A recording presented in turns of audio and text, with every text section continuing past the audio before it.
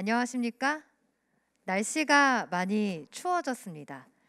어느덧 한 해 끝 12월, 그리고 사계절의 끝 겨울이 왔는데요. 사실 요즘은 가까운 친구들, 가족들, 정말 가까운 사람들조차 만나지 못하고 있는 상황이죠.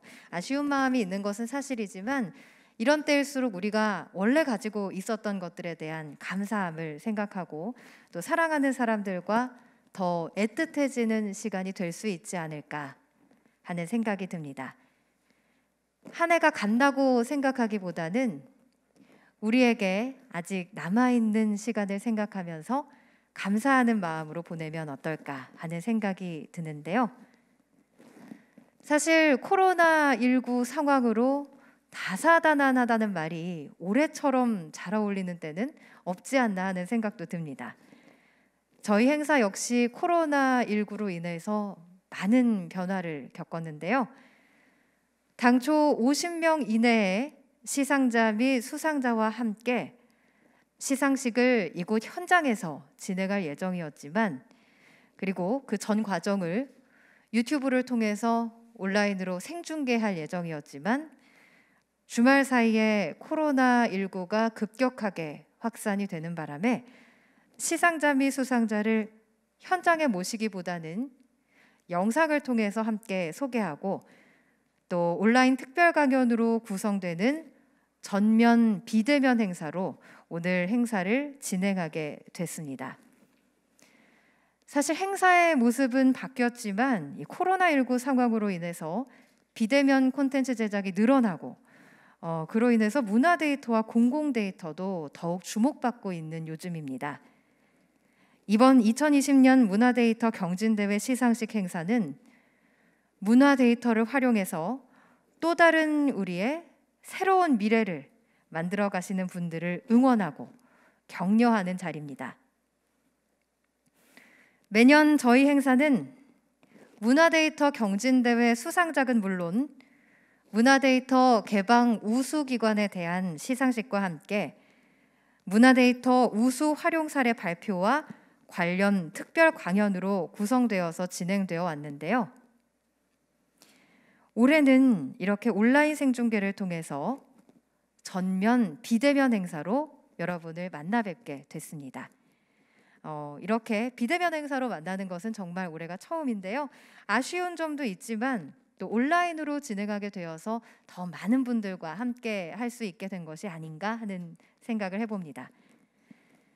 비록 직접 이 자리에 시상자와 수상자가 함께 하지는 못하지만 올 한 해 문화 데이터를 활용하고 또 문화 데이터를 개방해 주신 여러 기관들을 함께 소개해 드리면서 2020년 문화 데이터 경진대회 시상식을 통해 문화 데이터와 함께한 한 해를 돌아보고자 합니다. 그리고 특별 강연과 우수 사례 발표를 통해 문화 데이터가 나아갈 미래 모습도 그려보고자 합니다. 오늘 행사는 전면 비대면 행사로 1부, 2부 구분 없이 진행되며 본 행사가 끝나고 행사 만족도 조사에 응답해 주신 분들께는 모두 경품을 제공할 예정이오니 끝까지 많은 시청 부탁드리겠습니다. 바쁘신 와중에도 문화포털 유튜브 채널을 통해서 영상을 시청하고 계시는 모든 분들께 문화체육관광부와 한국문화정보원을 대신해서 다시 한번 진심으로 감사의 말씀을 드립니다. 행사 시작에 앞서서 제 인사를 드리겠습니다. 저는 오늘 행사 진행을 맡은 아나운서 정유진입니다. 반갑습니다. 네, 그럼 지금부터 2020년 문화데이터 경진대회 시상식 공식 행사를 시작하도록 하겠습니다.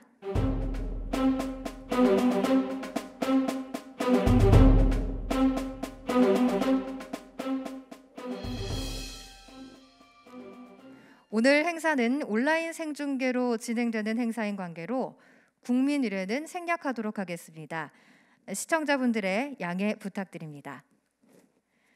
그럼 본격적인 시상식에 앞서서 문화데이터가 무엇인지, 그리고 문화 데이터의 구축과 개방, 활용을 위해서 어떤 일들이 일어나고 있는지 지금부터 올 한 해 문화 데이터 산업 성과를 담은 영상을 함께 만나보시겠습니다.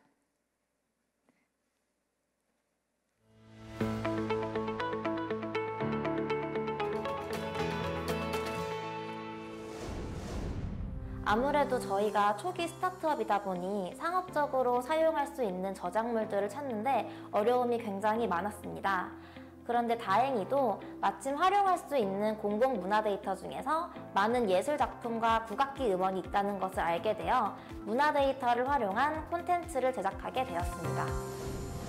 4차 산업혁명에서 가장 중요한 키워드, 데이터, 인공지능, 빅데이터 등 4차 산업혁명 기술의 핵심에는 데이터의 수집과 분석이 더 중요해지고 있습니다. 디지털 뉴딜, 그린 뉴딜, 융합과제로 구성되어 있는 한국판 뉴딜은 코로나19 사태 이후 경기 회복을 위해 마련된 국가 프로젝트로 비대면 수요의 급증으로 디지털 경제로의 전환 가속화를 위해 마련된 국가 프로젝트입니다. 한국판 뉴딜을 통해 앞으로 빅데이터 플랫폼이 30개로 확대되고 공공 데이터 14만 2천 개가 개방될 예정입니다. 문화체육관광부도 이런 시대적 흐름에 발맞추어 140여 개의 소속 및 공공기관이 보유한 각종 문화 분야 공공 데이터 8,500만 건의 데이터를 연계하고 일반 국민들에게 개방하고 있습니다. 문화 데이터란 문화예술, 문화유산, 문화산업, 관광, 체육, 도서관, 여건 조성, 홍보 지원 등 다양한 분야에서 만들어진 공공 데이터를 뜻하는 말입니다. 현재 문화체육관광부는 소속 및 산하 66개 기관과 타 부처 및 지자체 74개 등 총 140개 기관의 데이터를 수집하여 문화 포털을 통해 통합 맞춤형 서비스를 제공하고 있습니다. 또한 오픈 API로도 제공하고 있어 지난해에는 1만여 건의 오픈 API 신청 건수를 기록하기도 했습니다. 이렇게 개방된 많은 문화 데이터의 민간 활용 확산과 다양한 사례 발굴을 위하여 매년 문화데이터 활용 경진대회를 진행하고 있는데요. 문화데이터 활용 경진대회는 지난 2013년도 1회를 시작으로 2020년 현재까지 매년 총 8회를 개최해 제품 개발, 창업 분야 467건, 아이디어 분야 1717건으로 총 2108건의 민간 활용 사례를 발굴하였습니다. 특히 2020년에는 제품 개발, 창업 및 아이디어 각 부문별로 서비스 내용이 보다 구체적이고 완성도가 높아질 수 있도록 전문가 컨설팅 및 교육을 제공하는 등 이전 경진대회와 차별화를 두고 진행하였습니다. 또한 올해는 처음으로 아이디어 분야에 대한 해커톤 대회도 진행했는데요. 코로나19로 인해 참가자별 별도 룸을 마련하여 전문가들의 1:1 컨설팅을 받아서 최종 아이디어 분야 수상작을 선정하기도 했습니다. 또한 문화 데이터를 활용한 기업들의 사업 확장과 지원을 위해 문화 데이터 활용 기업 사업화 지원을 별도로 진행했습니다. 경진대회와 별도 공모를 통해 문화 데이터 활용 기업 사업화 지원 대상을 선정하여 맞춤형 전문가 컨설팅, 사업화 지원금 제공, 홍보 등 코로나19로 인해 얼어붙은 내수 경제 속에 창업자들의 성장과 역량 강화를 위하여 지원 프로그램을 운영하였으며 사업화 지원금 각 2천만 원씩을 지원했습니다. 인공지능, 빅데이터 등 4차 산업혁명 기술을 통한 디지털 강국으로서의 새로운 대한민국 미래의 모습, 이를 위해 앞으로도 공공과 민간 네트워크에서 생성되는 데이터를 모아 가공하고 활용한 혁신적인 서비스 개발과 일자리 창출은 지속될 것입니다.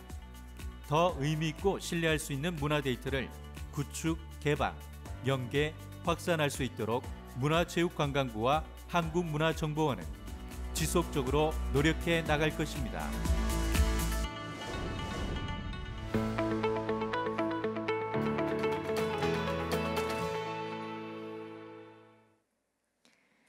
네, 영상을 통해서 만나보신 것처럼 문화 데이터는 문화체육관광부 소속기관 및 공공기관이 보유하고 있는 문화예술, 문화유산, 문화산업 등 문화 분야의 공공 데이터를 뜻합니다.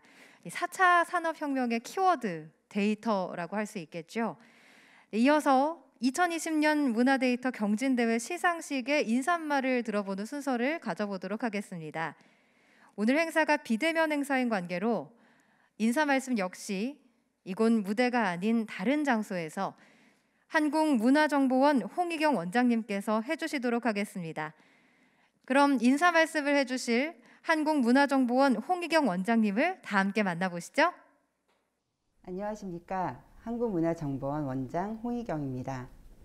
우선 오늘 행사가 있기까지 이 자리를 마련해 주신 문화체육관광부 관계자분들께는 감사의 말씀을, 문화데이터에 관심을 갖고 도전하는 창업기업들께는 응원의 박수를 보냅니다.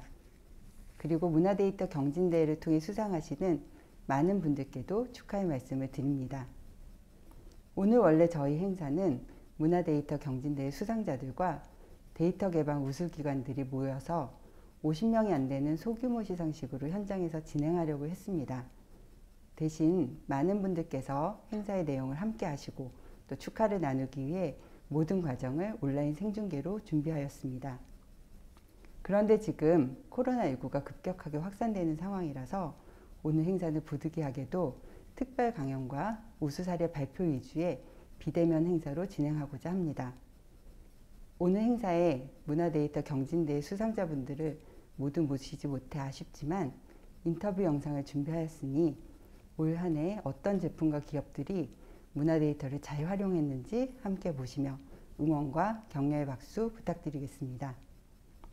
아쉽게도 오늘 시상식은 온라인으로 개최되지만 소개해드리는 문화데이터 활용 우수 사례와 함께 최신 트렌드 강연이 준비되어 있으니 올 한 해를 되돌아보시고 문화데이터 미래 발전 방향에 대해 함께 살펴보는 자리가 될 수 있으시리라 생각합니다. 코로나19가 하루빨리 종식되어 내년 문화데이터 경진대회 시상식은 현장에서 수상자 여러분들을 직접 만나뵐 수 있게 되기를 소망해 보겠습니다. 감사합니다. 네, 말씀해 주신 것처럼 오늘 행사는 비대면으로 진행되고 있습니다. 인터뷰 영상 특별 강연 준비되어 있으니까요. 함께 문화 데이터의 미래에 대해서 생각해보는 자리가 되었으면 좋겠습니다. 인사 말씀해 주신 한국문화정보원 홍희경 원장님께 다시 한번 감사드립니다. 말씀처럼 내년에는 또 코로나19가 모두 종식되어서 저희 행사가 많은 분들을 모시고 현장에서 진행될 수 있었으면 하고 바라봅니다. 다시 한번 한국문화정보원 홍희경 원장님께 감사드립니다.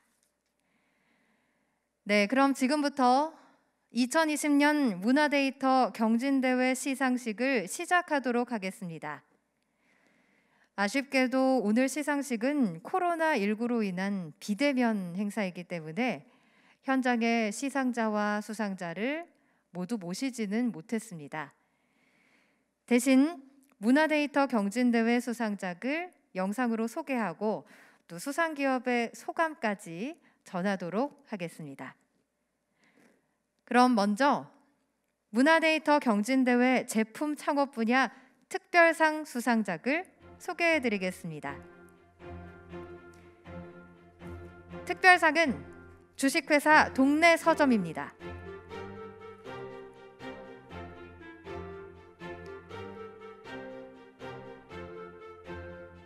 상장, 특별상, 주식회사 동네 서점.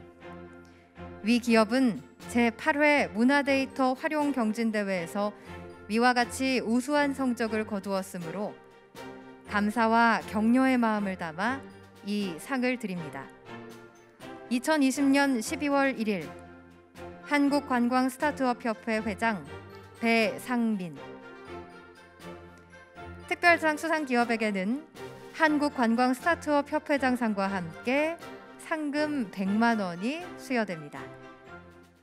주식회사 동네 서점, 어떤 문화데이터를 제품에 활용했는지 궁금하시죠? 그래서 저희가 영상에 담아봤습니다. 함께 보시죠.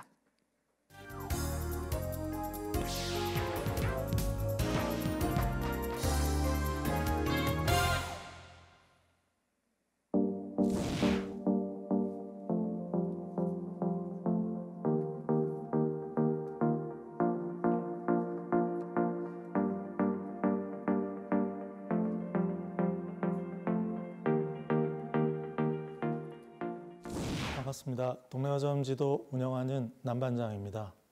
동네서점은 내 취향의 이웃을 발견하고 만나는 로컬 컬처 플랫폼을 만듭니다. 국내에서 유일하게 독립서점 데이터를 기반으로 온라인 지도 소프트웨어와 콘텐츠, 오프라인 도서를 출판하고 있습니다. 동네서점 지도는 내 취향의 책방 추천, 검색 서비스입니다. 20여 개의 취향 및 활동 태그로 독립서점을 분류해서 이용자가 더 쉽게 내 취향의 책방을 검색하고 방문하도록 지원하고 있습니다. 기본적으로 이용자 제보를 통해 추천받은 데이터를 콘텐츠 편집과 검증 과정을 거쳐 콘텐츠로 제공하고 있습니다. 또한 서울시와 인천시, 문체부 등 출판 관련 협회 등 정부 기관과 협력 개발한 데이터를 활용합니다. 독립서점뿐만 아니라 내 주변에 가볼 만한 전국의 공공도서관과 작은 도서관, 문화공간도 소개하고 있습니다.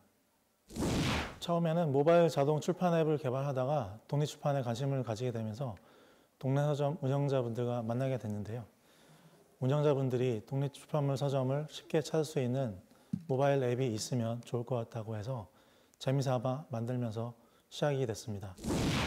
2015년 9월에 처음 70여 개의 독립출판물 서점을 시작으로 5년여간 운영해오고 있고 현재는 600여 개의 전국의 동네서점을 소개하고 있습니다.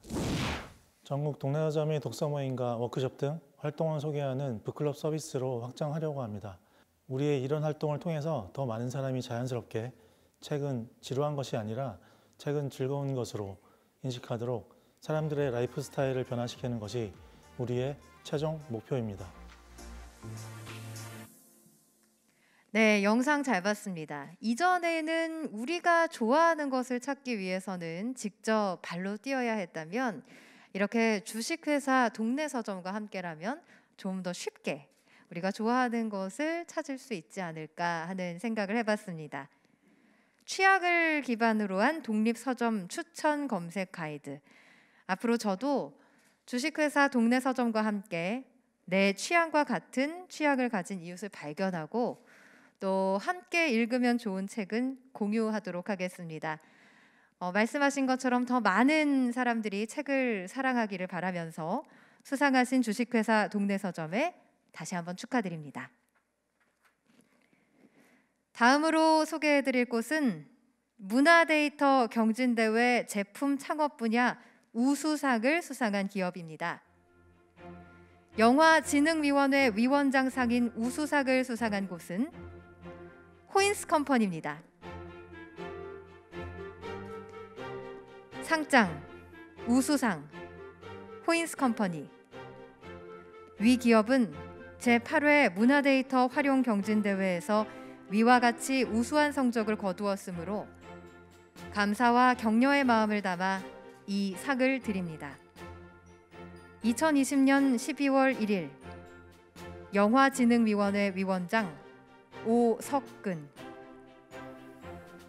우수상 수상기업에게는 영화진흥위원회 위원장상과 함께 상금 300만 원이 수여됩니다. 그럼 우수상을 수상한 호인스 컴퍼니에서는 문화데이터를 또 어떻게 활용했는지 궁금하시죠? 영상으로 담아봤습니다. 함께 만나보시죠.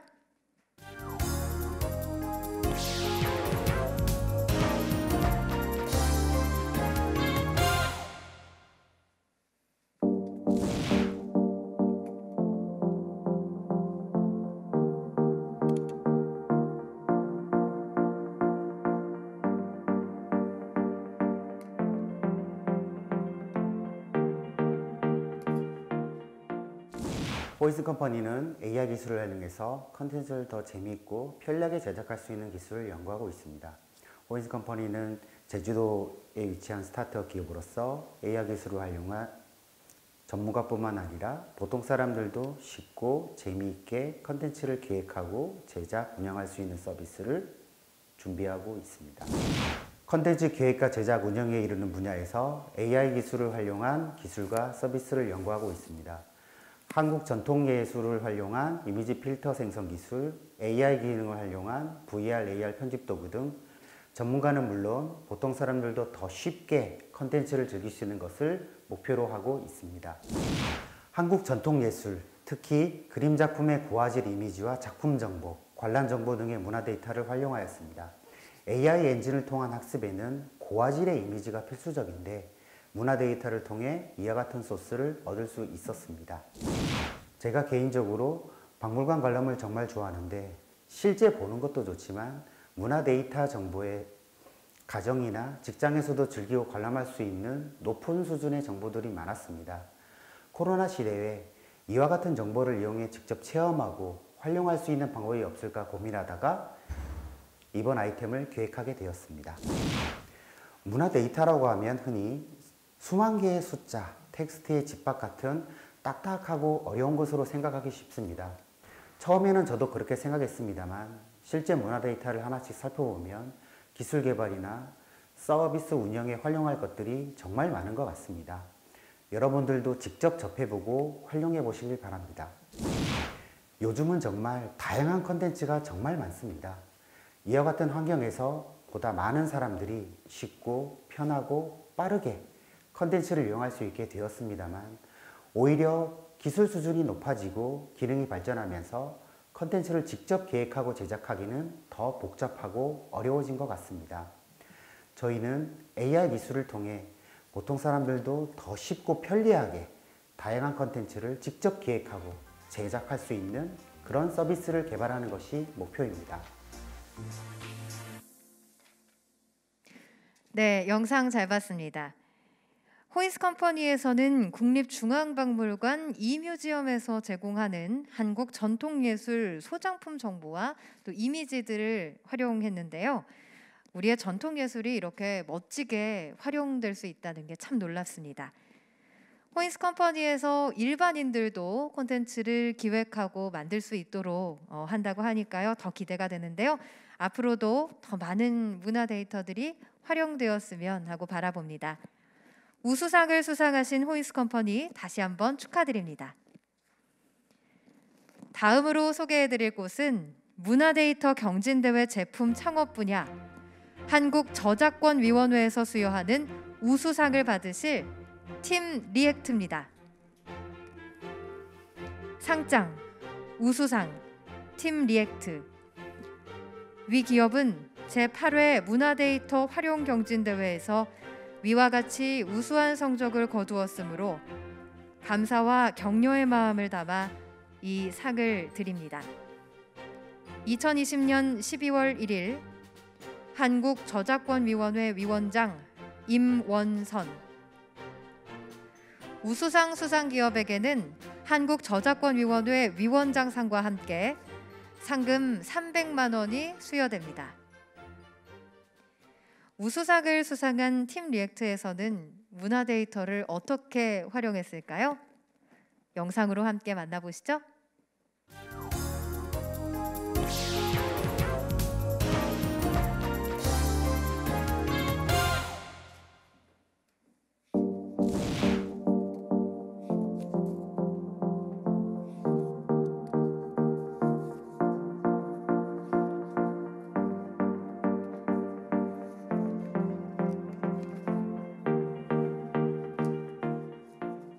주식회사 팀 리액트는 아이들을 너무 좋아해서 이 서비스를 만들기 시작했고, 아이들이 신나게 뛰놀 수 있는 세상을 만들고 싶은 대학생들이 모여서 만든 스타트업입니다.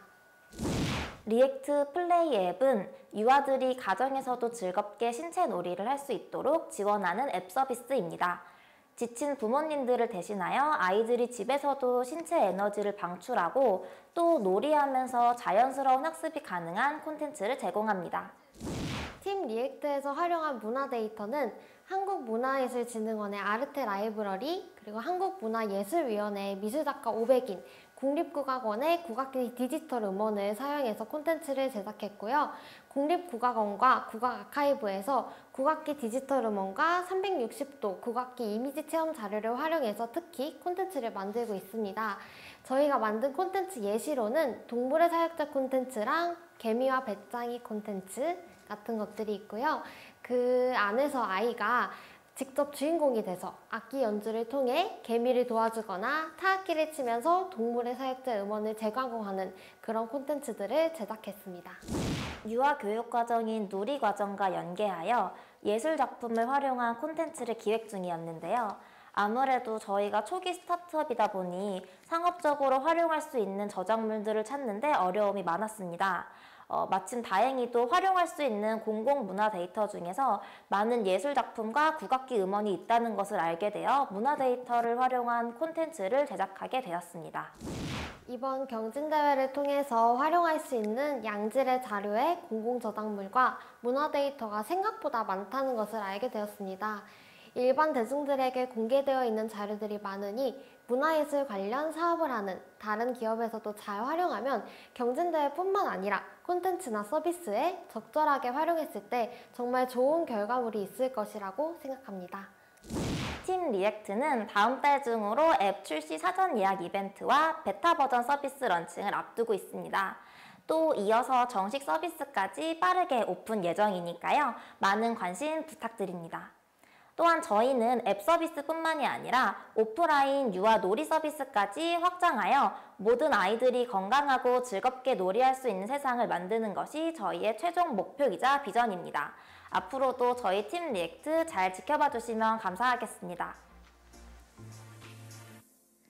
네, 문화 데이터를 활용해서 앱의 완성도가 더 높아졌다는 생각이 듭니다.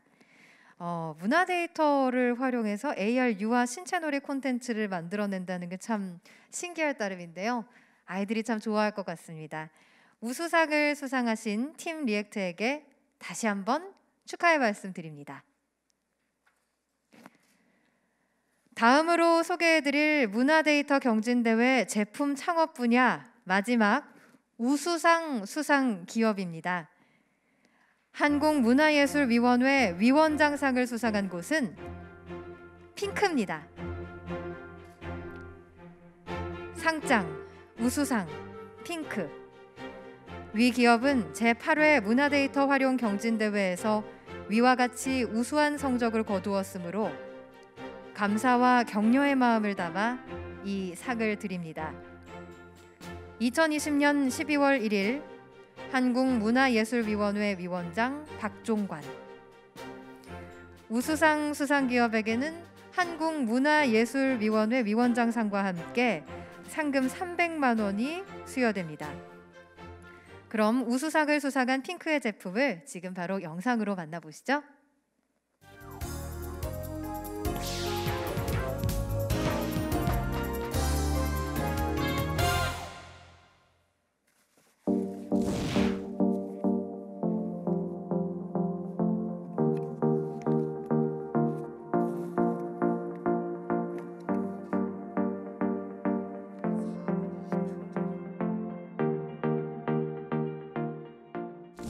네, 핑크의 기업명은 퍼블릭 트랜스포테이션 링크의 약자이며 대중교통 여행을 위한 사용자 맞춤형 추천 서비스 행을 제공하는 스타트업입니다.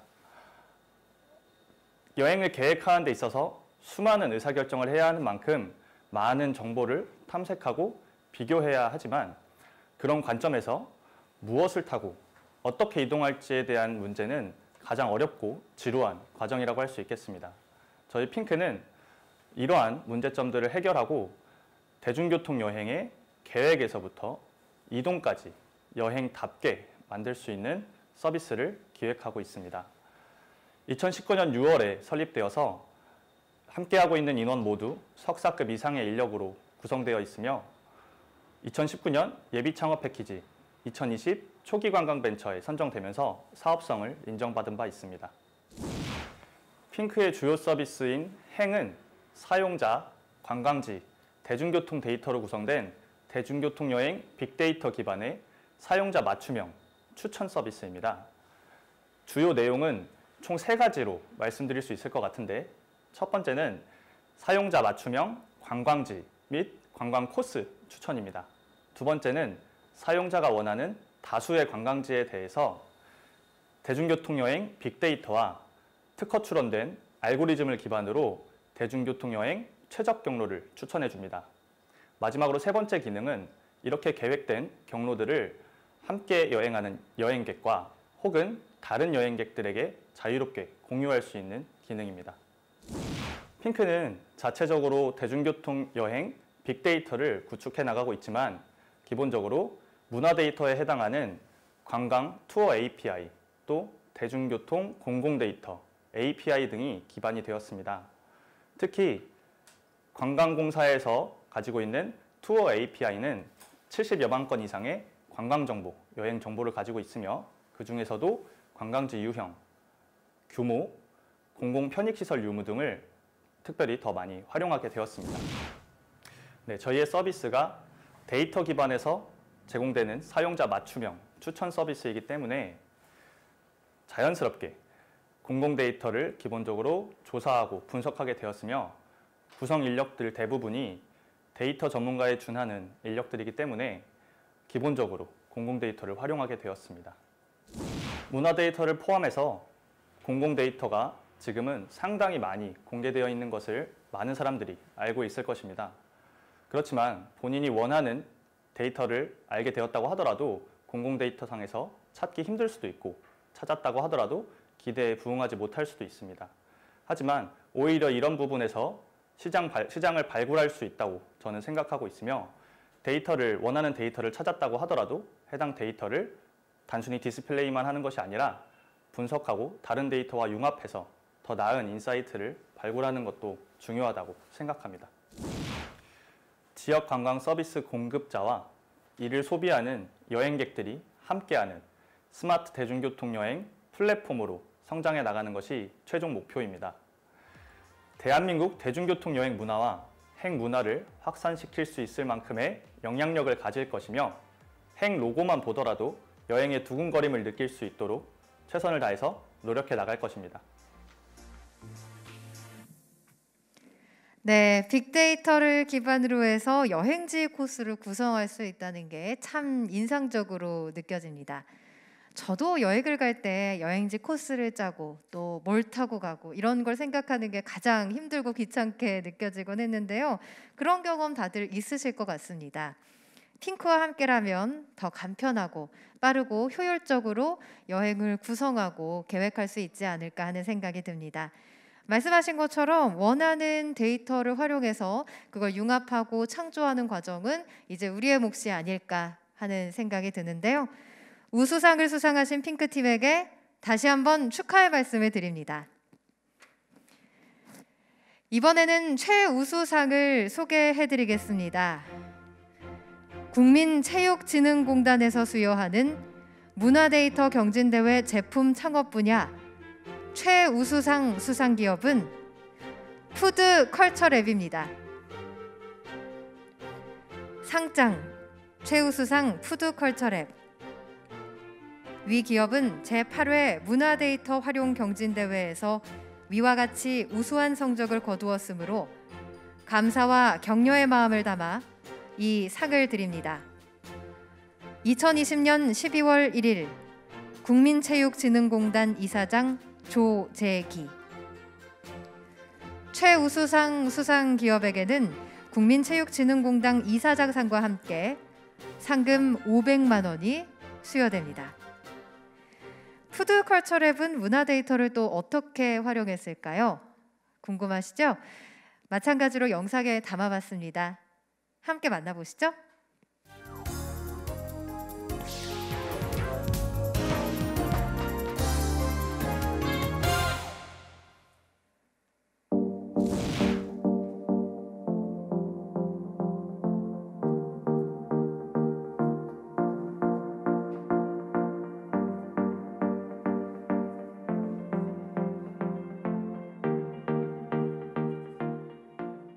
한국 음식의 가장 특별한 기술인 김치 유산균을 바탕으로 전 세계에서 사랑받는 건강하고 지속 가능한 K푸드 제품을 만들고 있는 푸드컬처랩입니다. 전 세계 최초로 젓갈 등 동물성 원료가 들어가 있지 않은 뿌려 먹는 비건 김치 시즈닝으로서 종교, 건강 혹은 신념 등의 이유로 동물성 제품을 드시지 않는 분들도 편하게 드실 수 있는 제품입니다. 라면에서부터 바베큐까지 어디든 쉽고 편하게 뿌려 먹는 만능 소스입니다. 전 세계 유사 브랜드들과 경쟁하기 위해 가장 한국적인 것을 제품 디자인에 녹여내고자 일반 식품 디자인에서는 사용하지 않는 오양의 각 기운과 직결되는 청색, 적색, 황색, 백색, 흑색의 5가지의 순수하고 섞임이 없는 색인 오방색을 사용하였습니다.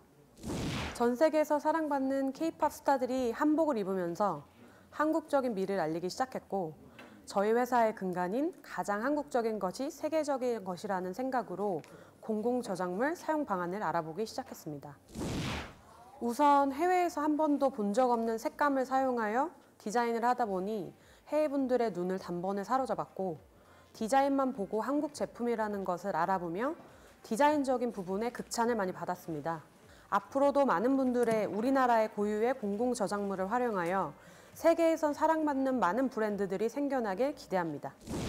전 세계에서 K푸드를 대표하는 회사이자 브랜드로서 성장해 가고 싶습니다. 한국 음식만이 가진 고유의 기술, 김치, 발효, 숙성 방식 등을 제대로 알리며 음식으로만 국한되지 않고 음식과 문화를 접목하는 회사로 성장하고 싶습니다. 네, K푸드. 요즘 사실 K-팝을 비롯해서 한국 문화가 전 세계에서 주목받고 또 사랑받고 있는데요.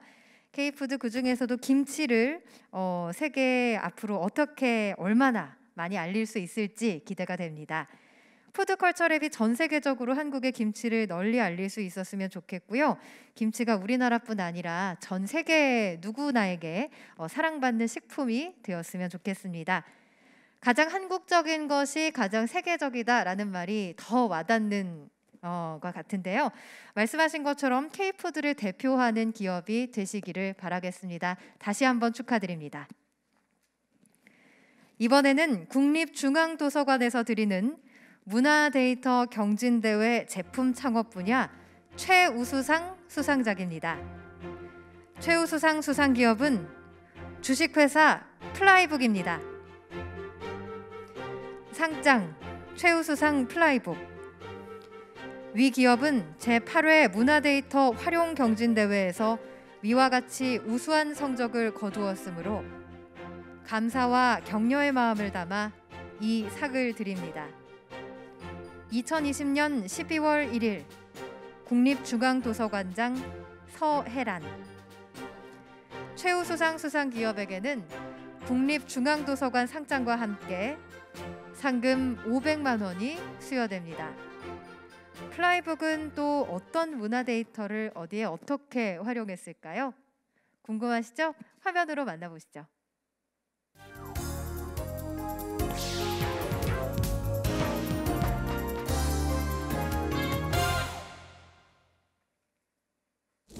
네, 플라이북은 책과 사람을 더 가까이라는 비전 아래 IT 기술을 기반으로 사람들의 독서를 도와드리는 일을 하고 있습니다.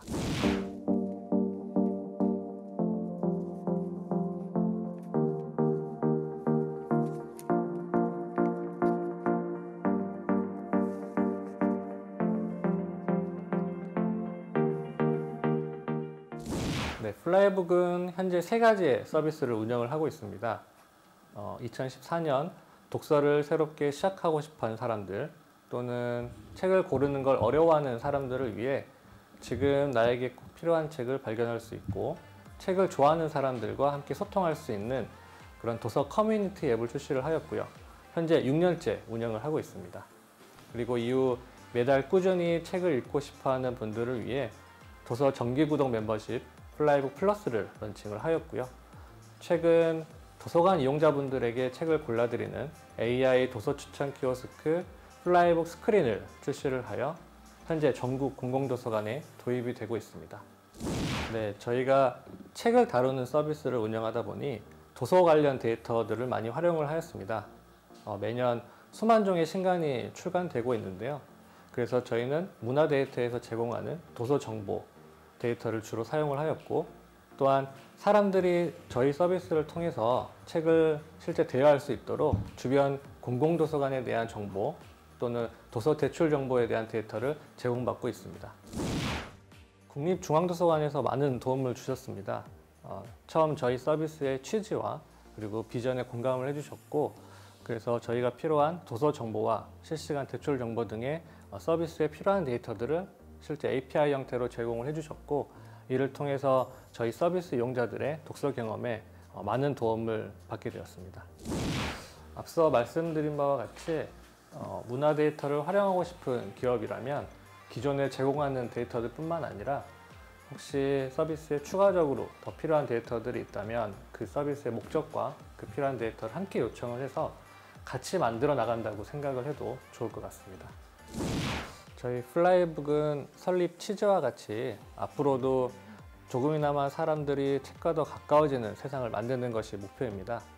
그리고 더 나아가 책을 기반으로 영화, 음악, 공연, 전시 등과 같이 다양한 문화산업의 활성화에 기여할 수 있도록 사업을 확장해 나갈 예정입니다. 네, 책과 기술의 만남이라고 할 수 있을 것 같은데요. 책을 좋아하시는 분들에게는 정말 굉장히 유용한 제품이 아닌가 싶습니다. 매년 출간되는 책들이 수만 권인데 그 중에서 이제 우리가 어떤 책들을 읽을지 정하고 또 찾기가 쉽지 않잖아요. 맞춤형 책 추천 서비스를 제공하는 플라이북, 앞으로도 문화 데이터와 함께 많은 발전이 있으시기를 기원하겠습니다. 나아가서 말씀하신 것처럼 더 많은 사람들이 책을 사랑하게 되었으면 좋겠습니다. 다시 한번 최우수상을 수상하신 플라이북에게 축하의 인사를 건넵니다. 네, 이제 대망의 대상만을 남겨두고 있는데요. 문화체육관광부 장관상이 주어지는 문화데이터 경진대회 제품 창업 분야 대상은 바로 문화데이터 경진대회 제품 창업 분야 대상은 바로 주식회사 문화상상연구소입니다.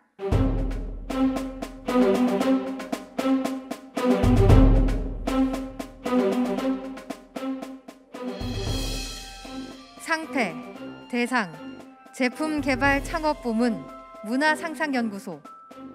위 기업은 제8회 문화데이터 활용 경진대회에서 위와 같이 우수한 성적을 거두었으므로 감사와 격려의 마음을 담아 이 상패를 드립니다. 2020년 12월 1일 문화체육관광부 장관 박양우.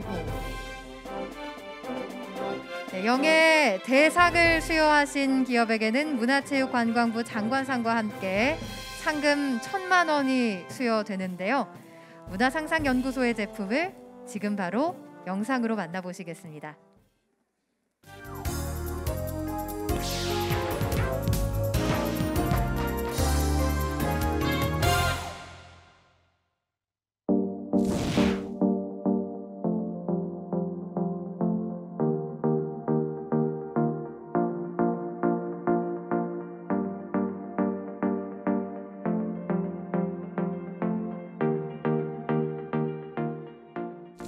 네, 저희는 전문가와 함께하는 역사체험교육 전문회사 문화상상연구소입니다. 저희는 오프라인에서 역사교육, 역사탐방, 문화재 활용사업 등을 하고 있으면서요. 온라인에서는 대상에 맞는 역사체험, 교육 등을 추천해주는 놀토 VR 플랫폼을 운영하고 있습니다. 현재 문화재청에서 예비사회적 기업으로 지정되어 다양한 계층의 문화 서비스도 제공, 사회적 문제를 해결하고 있습니다. 저희 놀토 VR 플랫폼은 대상에 맞는 역사 여행, 역사 교육, 체험지 등을 추천해주는 플랫폼입니다. 그래서 현장에 가서 아이들이 무엇을 봐야 될지 기존 시장에서는 잘 알지를 못했는데요. 대상에 맞게 저희는 현장에서 꼭 봐야 되는 역사 콘텐츠 등을 제공하고 있으며 돌아와서는 아이들이 꼭 하게 되는 현장학습 보고서를 손쉽게 작성할 수 있는 서비스를 제공하고 있습니다. 네, 크게 두 가지가 있습니다. 네, 첫 번째는 한국관광공사에서 제공하는 관광정보 서비스고요. 두 번째는 문화유산으로 해서 전국에 있는 국립박물관 관련된 자료를 활용하였습니다. 네, 처음에 이 서비스를 런칭하기 위해서는 아무래도 전국에 있는 관광지, 문화유산 데이터가 필요했는데요. 사실 초기에 작은 기업에서 이러한 일들을 처리하기에는 많은 어려움이 있었습니다. 그러다가 우연히 문화데이터 관련된 홍보 자료를 보고 그 데이터를 확인하게 되고 이를 비즈니스와 접목해 구체화하게 되었습니다. 아무래도 다양한 데이터를 손쉽게 활용할 수 있다는 점에서 큰 메리트가 있습니다. 특히 초기 기업 같은 경우에는 비용, 인력, 시간 등이 절대적으로 부족한데요. 그러한 점에서 이미 공공기관에서 방대한 데이터를 충분히 활용할 수 있는 형태로 제공하기 때문에 이를 활용한다면 많은 비즈니스가 가능하다고 생각합니다. 특히 최근에는 AI라든지 빅데이터 관련된 분야가 각광을 받고 있는데요. 이러한 분야 역시 데이터가 가장 중요합니다. 그러나 초기 기업 같은 경우에는 이런 데이터 수집이 어렵기 때문에 문화 데이터를 활용한다면 상당히 좋은 점이 많을 거라고 생각이 듭니다. 최근에 역사에 대한 관심이 높아진 것이 사실입니다. 그러다 보니까 인터넷 같은 경우에서 왜곡된 역사 정보 등이 상당히 많이 퍼지고 있는데요. 저희 같은 경우에는 전문가가 검증하는 역사 콘텐츠를 재미나게 제공함으로써 아이들에게 역사의 참 재미를 느끼게 하고 한편으로는 올바른 역사인식을 확립하는 데 큰 도움을 주는 기업이 되고 싶습니다. 네, 놀토 VR과 함께라면 아이들의 역사 여행도 너무나 쉬울 것 같습니다. 아이들에게 참 유용한 콘텐츠가 될 것 같은데요. 앞으로 놀토 VR과 함께 아이들이 알차고 재미나게 역사 공부를 할 수 있었으면 좋겠습니다. 우리의 문화 데이터가 이렇게 다양한 분야에서 다양한 제품들과 기업에 활용된다는 게 참 뜻깊은 일이 아닐 수 없는데요. 다시 한번 대상을 축하드리며 대상을 받으신 문화상상연구소는 잠시 후 직접 문화 데이터 우수 활용 사례로 만나보실 수 있으니까요. 조금만 더 기다려주시면 감사하겠습니다. 오늘의 슬로건이 문화 데이터를 통해 상상을 현실로인데요. 이렇게 문화 데이터를 통해서 우리가 머릿속으로만 생각하고 그리던 것들을 진짜로 이루어낼 수 있는 것이 아닌가 하고 생각을 해봅니다. 문화 데이터를 활용하기 위해서 이분들의 노고를 또 말씀드리지 않을 수가 없는데요. 바로 문화 데이터를 국민들이 활용할 수 있도록 개방해 주신 여러 기관들입니다. 올 한 해 문화 데이터 개방에 힘써 주신 데이터 개방 우수기관 수상작을 지금부터 소개해 드리겠습니다. 데이터 개방 우수기관 수상기관은 한국체육산업개발, 한국정책방송원, 국립중앙박물관, 대한민국 역사박물관, 영화진흥위원회, 한국저작권위원회 총 6곳입니다. 그 중에서도 오늘은 대표해서 대상을 수상하신 한국체육산업개발의 상패를 소개해드리겠습니다. 상패, 대상, 2020년 문화데이터 개방 우수기관 한국체육산업개발. 위 기관은 문화데이터 개방 및 민간 이용 활성화에 기여한 점을 인정받아 문화체육관광부가 선정하는 2020년 문화데이터 개방 우수기관으로 선정되었기에 위와 같이 상패를 드립니다. 2020년 12월 1일 문화체육관광부 장관 박양우. 네, 올 한 해 문화데이터 개방을 위해서 힘써주신 모든 기관에게 다시 한번 감사의 말씀 드립니다. 수상기관에게도 진심으로 축하의 인사드립니다. 비대면인 관계로 문화데이터 경진대회 아이디어 부문 시상식은 생략하도록 하겠습니다. 바로 이어서 좀 전에 수상작 소개 때 저희가 말씀드린 바 있는데요. 제8회 문화데이터 경진대회 제품 창업 부문에서 역의 대상을 수상한 기업을 직접 모시고 문화데이터 우수 활용 사례에 대한 소개를 이어가고자 합니다. 대상의 주인공 좀 전에 만나보셨죠? 바로 주식회사 문화상상연구소의 문화데이터 활용기업 우수 사례 지금 바로 직접 만나보실 텐데요. 문화상상연구소의 김형준 대표님을 큰 박수로 맞이해 주시기 바랍니다.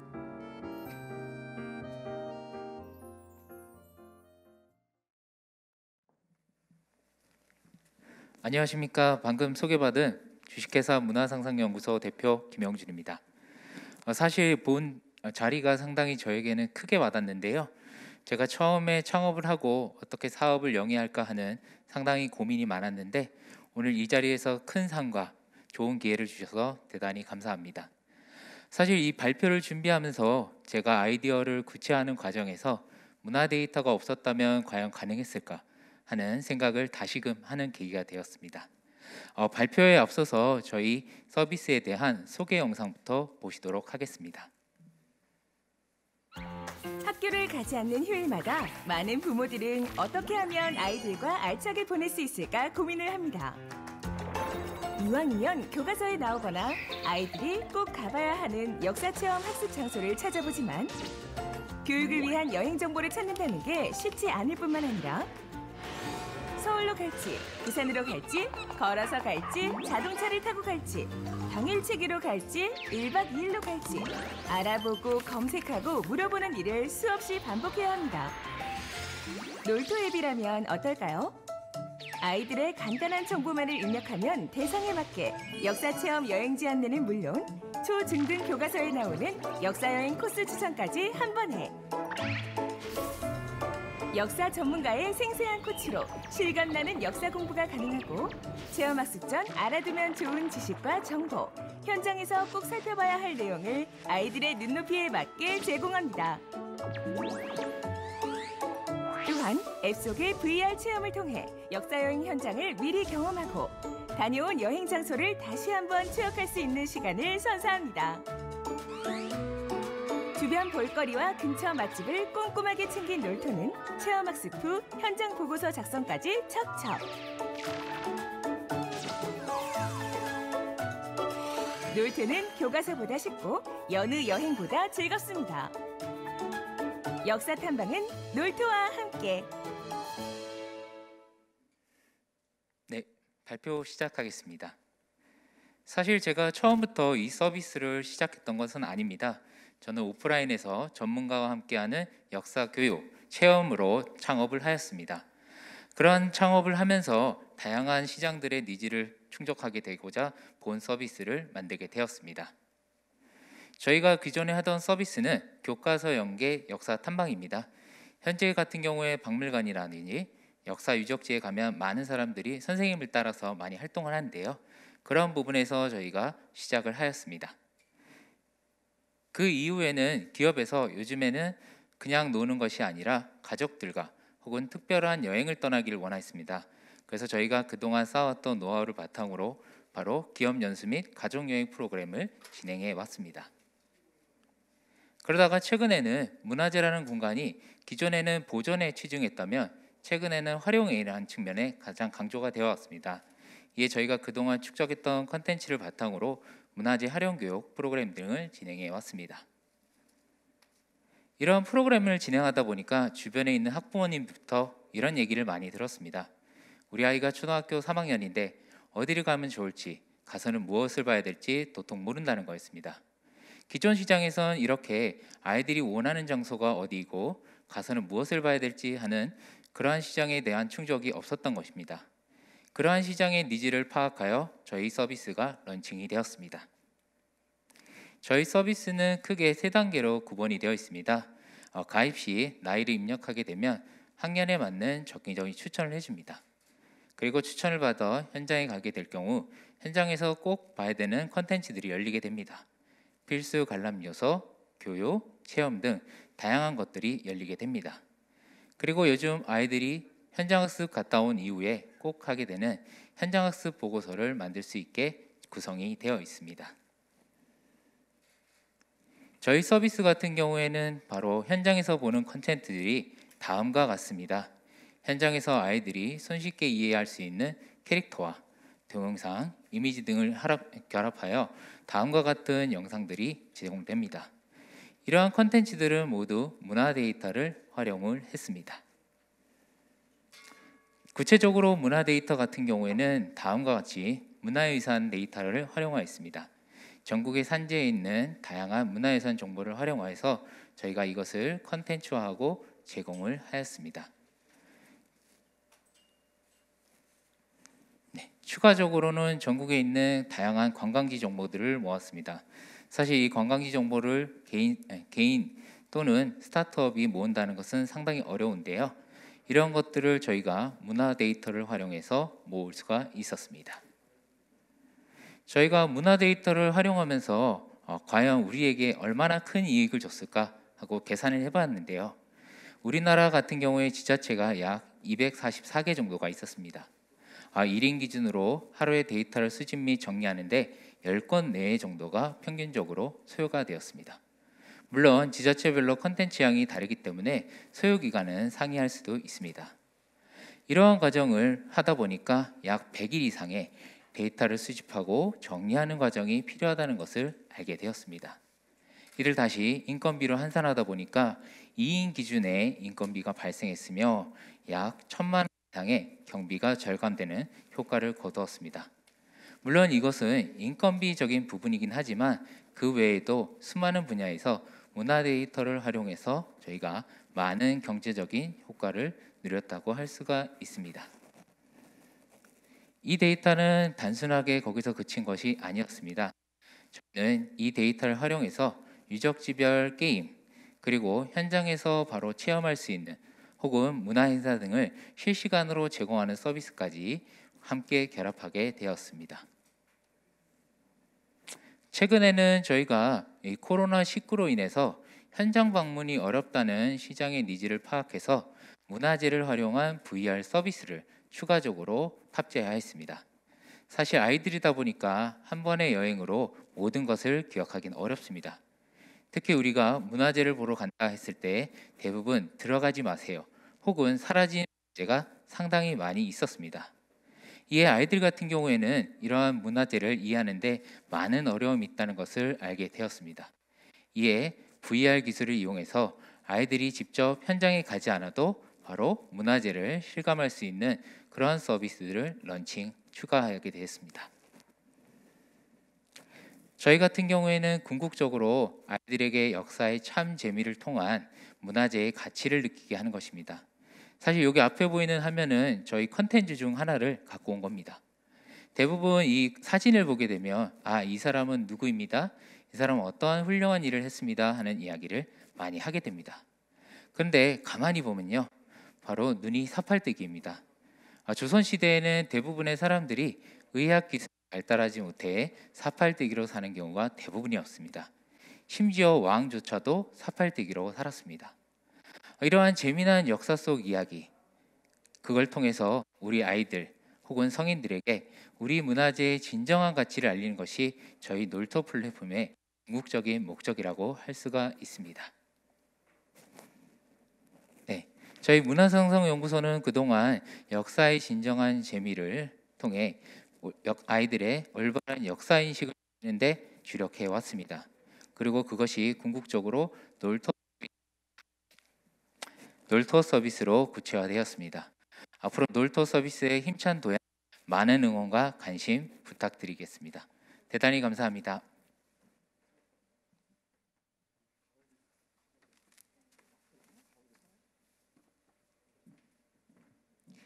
네, 영상에 이어서 이렇게 문화상상연구소가 어떤 곳인지에 대한 대표님의 설명을 들으니까 정말 어떤 곳인지 한눈에 알 수 있었습니다. 아이들이 이제 책상에서 벗어나서 더 재미있게 역사를 공부하고 배울 수 있지 않을까 하는 생각이 드는데요. 우리 이제 어릴 때 생각을 해봐도 아까 말씀해 주신 것처럼 역사 현장을 답사한다고 해서 그곳의 역사적인 의미가 한 번에 들어오지 않잖아요. 더 쉽고 재미있게 우리 아이들이 할 수 있지 않을까 하는 생각이 듭니다. 발표 진심으로 감사드립니다.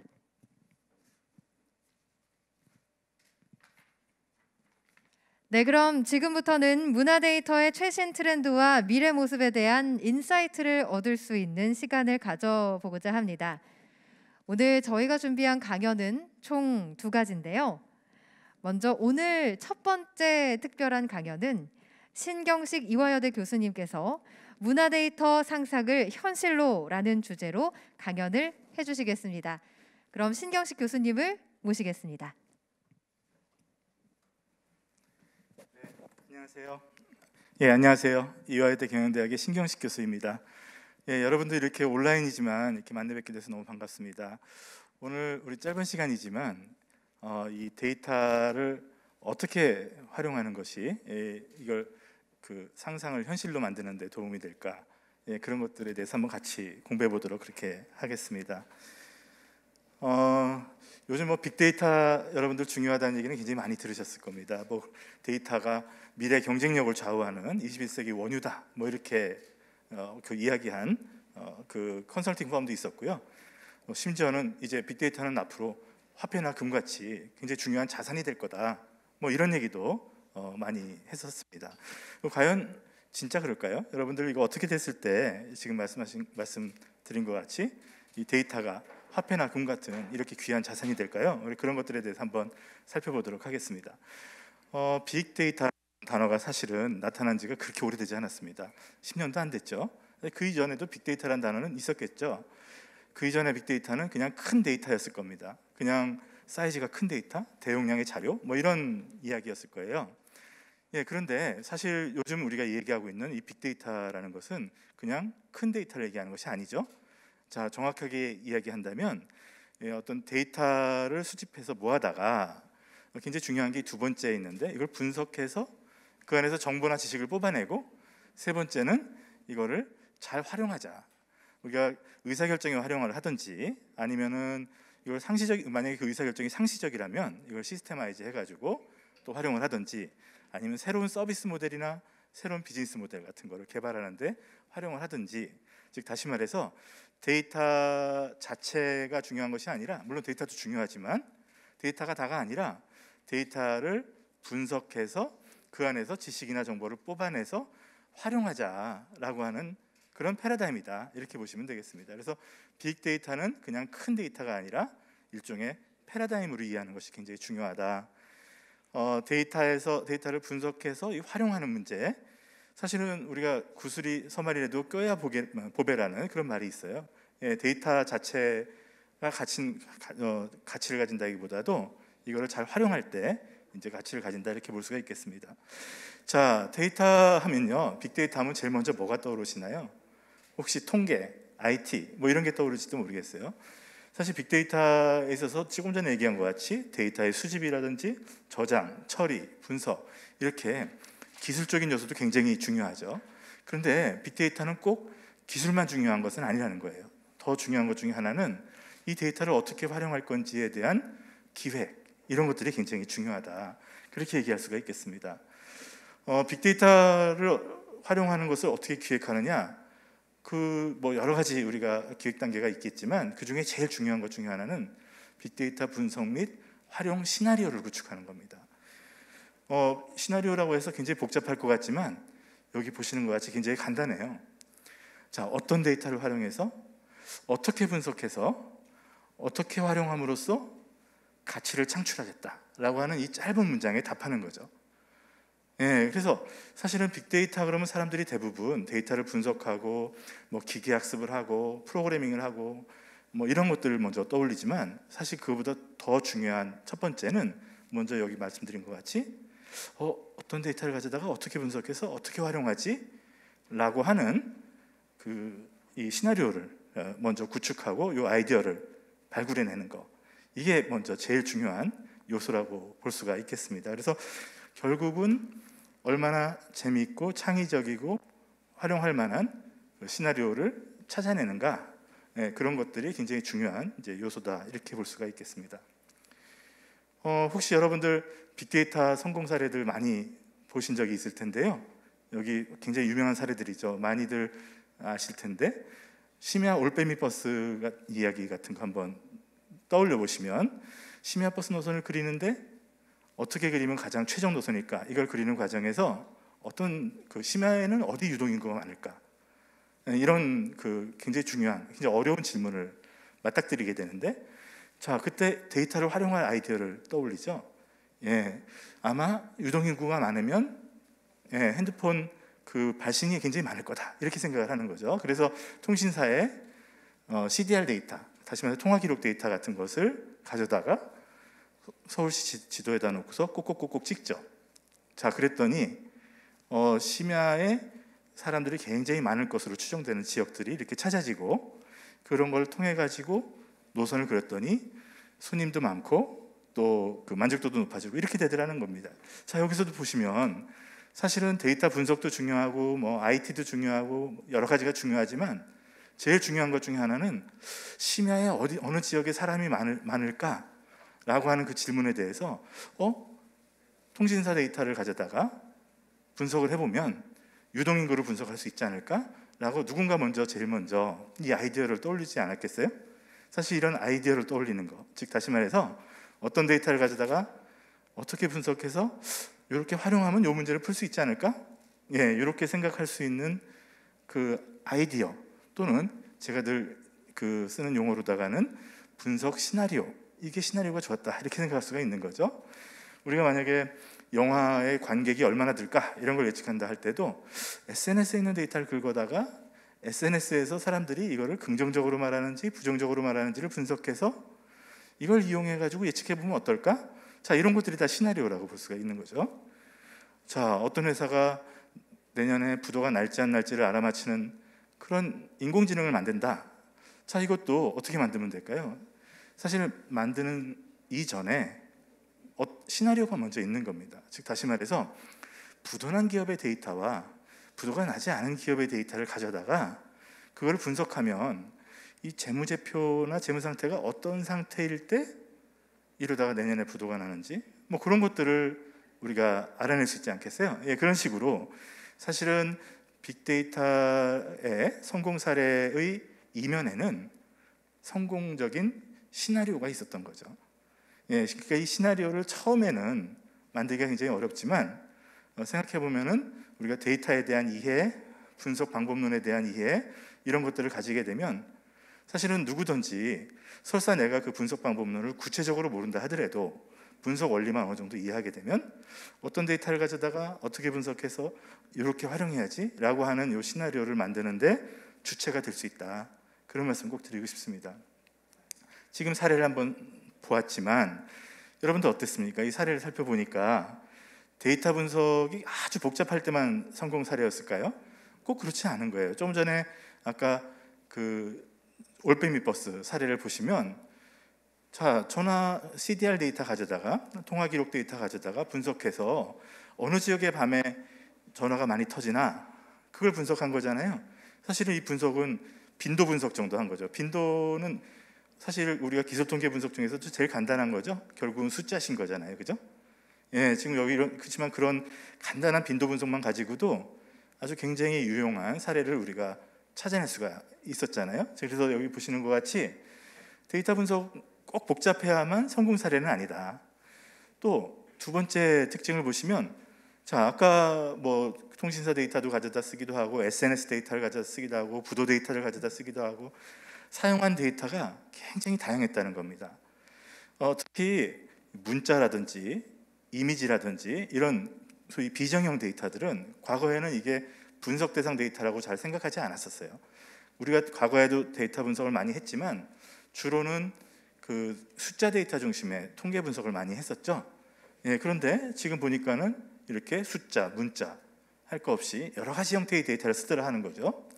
세 번째 보시면은 자, 사실은 기술도 기술이지만 아이디어가 좋았다. 이런 것들을 우리가 또 생각해 볼 수가 있겠습니다. 지나고 나서 보니까 그런 것 같지만 처음에 누군가 예를 들면 아까 유동인구 같은 것을 통신사 데이터로 잡아낼 수 있지 않을까라고 생각해내는 것들은 사실은 아이디어죠. 기술이라기보다는 아이디어잖아요. 그래서 그런 아이디어가 시나리오가 되고 시나리오가 잘 만들어져서 데이터를 가지고 파일로팅을 해보고 그게 유효하면은 적용하고 이런 과정을 따르게 되는 것인데 지금 보신 것 같이 처음에 아이디어를 발굴하고 또 시나리오를 만들어내고 이런 과정은 꼭 기술적인 과정이라기보다는 지금 보시는 것 같이 꼭 기술적인 과정이라기보다는 기획의 과정이다 이렇게 보시면 되겠어요. 만약에 여러분들께서 혹시 데이터 분석에 대해서 그 깊이 모른다든지 또 IT에 대해서 아주 깊이 모른다 할지라도 이 기획의 과정에는 얼마든지 참여할 수가 있는 거거든요. 그래서 제가 늘 말씀드린 것 중에 하나가 어떤 조직에서 이게 빅데이터의 성숙도, 활용도가 높아지려고 하면 물론 기술을 가진 사람들도 그 조직에 있어야 되죠. 그러나 제가 더 중요한 요소는 현업들이 현장에서 일하고 계시는 꼭 빅데이터 팀이 아니더라도 IT 전문가가 아니더라도 현업들이 데이터에 대한 빅데이터에 대한 이해를 가지는 게 훨씬 더 중요하다 이렇게 말씀을 많이 드려요. 왜 그러느냐? 조금 전에 말씀드린 것 같이 이 시나리오라든지 기획은 사실은 어떻게 보면 빅데이터 전문가에서 나오는 것이 아니라 현업한 데서 나온다는 거죠. 어떤 데이터를 가져다가 어떻게 분석해서 어떻게 활용해 보면 어떨까? 예, 그런 형태의 기획은 사실은 시장에 가깝게 있는 분들, 또 현업에 가깝게 있는 분들에서 아이디어가 나올 수 있는 가능성이 훨씬 더 높다라는 거, 그거 꼭 말씀드리고 싶습니다. 그래서 보니까 물론 다 중요하지만 기술도 중요하고 데이터도 중요하고 통계도 중요하고 뭐 다 중요해요. 그렇지만은 지금 전에 보신 것 같이 아이디어를 통해 가지고 시나리오를 구축하고 이런 것들이 굉장히 중요하다, 이렇게 말씀을 드릴 수가 있겠어요. 시나리오, 이렇게 간단한 빅데이터 활용이 왜 이렇게 어려울까? 사실은 조금 전에 제가 말씀드린 것 같이 어떤 데이터를 가져다가 어떻게 분석해서 어떻게 활용하지? 라고 하는 이 간단한 문장에 답하는 게 쉽지만 쉽지 않은 것이, 어떻게 분석하지? 또는 어떤 데이터를 가져다가 하지? 이런 생각을 떠올리기가 왕왕 어려운 경우가 있습니다. 분석 대상 데이터에 대해서 이해가 부족하다든지, 또는 데이터 분석 방법론에 대한 이해가 부족하면 조금 전에 제가 말씀드린 것 같은 아주 간단한 의미의 아이디어 같지만 이런 것들을 만들 때 과연 이게 말이 되는 얘기인지, 그런 것들이 굉장히 어려운 경우가 사실은 있는 것이 사실이에요. 그러나 현업 입장에서는 그런 문제가 좀 있지만, 만약에 조금만 관심을 가지고 분석 원리라든지 이런 것들을 공부하게 되면 아까 말씀드린 것 같이 얼마든지 이 시나리오 만드는 데 있어서는 주역이 될 수 있다, 이런 말씀을 꼭 드리고 싶고요. 자, 빅데이터 팀도 빅데이터 전문가, 여러분도 데이터 사이언티스트 이런 거 많이 들어봤을지 모르겠어요. 이분들도 고민이 있어요.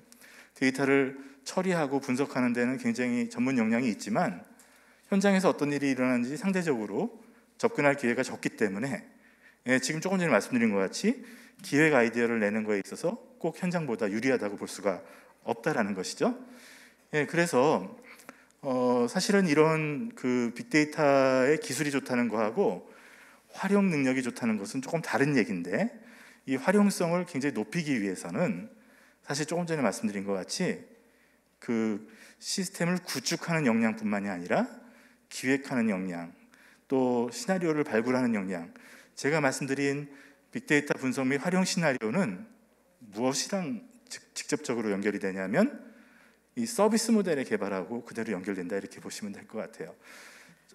사실 문체부 같은 경우에는 굉장히 오래전부터 문화 데이터 이렇게 모으시고, 더 제가 굉장히 인상적으로 봤던 거는 이 경진대회 같은 걸 통해서 이 데이터 활용 아이디어를 잘 도출하고 이런 걸 구현한 데다가 상도 주시고, 또 오늘도 그 시상식이 있었던 걸로 알고 있는데, 이런 활동은 사실 굉장히 그 빅데이터의 활용성을 높이는 데 굉장히 도움이 되는 아주 긍정적인 그 정책이 아닌가 생각이 됩니다. 그것도 벌써 8회잖아요. 제가 기억하기로는 13년도부터 시작을 하셨는데 이렇게 오랫동안 하셨는데요. 생각해 보면은 한쪽에서는 데이터를 자꾸 공개해 달라고 부탁을 하고, 또 한쪽에서는 데이터만 공개하면 뭐 하겠어요? 그걸 가져다가 어떻게 콘텐츠화 시킬 건지, 어떻게 서비스 모델을 만들 건지, 어떻게 보면 제 용어로 보면 빅데이터 분석 및 활용 시나리오 경진대회였던 거예요. 제 입장에서는. 그런데 그게 이제 빅데이터 문화 데이터 활용 경진대회라고 이제 이름이 돼서 가고 있는 것인데, 이렇게 이런 시나리오를 잘 만들어내고 이걸 서비스 모델로 바꾸고 이런 것들은 매우 중요한 그 과업이 아닐까 생각을 합니다. 생각보다는 쉽지 않은 거죠. 생각보다는 아까도 말씀드린 대로 왜 어렵냐면, 어떤 사람이 또는 어떤 조직이 데이터 분석 방법론도 잘 알고 이쪽 분야에 업무 지식도 많고 이런 경우가 그렇게 많지 않아서 그렇습니다. 그래서 맥킨지에서는요, 이 데이터 기반 서비스를 잘 개발하는 법 3가지를 말을 했는데, 그걸 한번 들여다보면 재밌어요.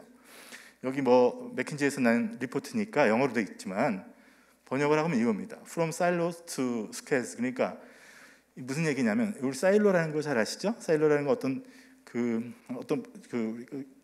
사일로 어떤 분야에 그 사람들이 딱 고착돼 가지고 아주 전문적인 일을 하는 팀 같은 걸 말하는 것인데, 이게 데이터 활용이 잘 되려면 사일로가 아니라 분대 형태가 돼야 된다, 스퀘드가 돼야 된다, 이런 뜻인데요. 데이터 분석하는 사람하고 이 서비스 개발하는 사람이 어떻게 보면 같은 팀으로 일을 해야만 뭐가 된다, 뭐 그런 얘기입니다.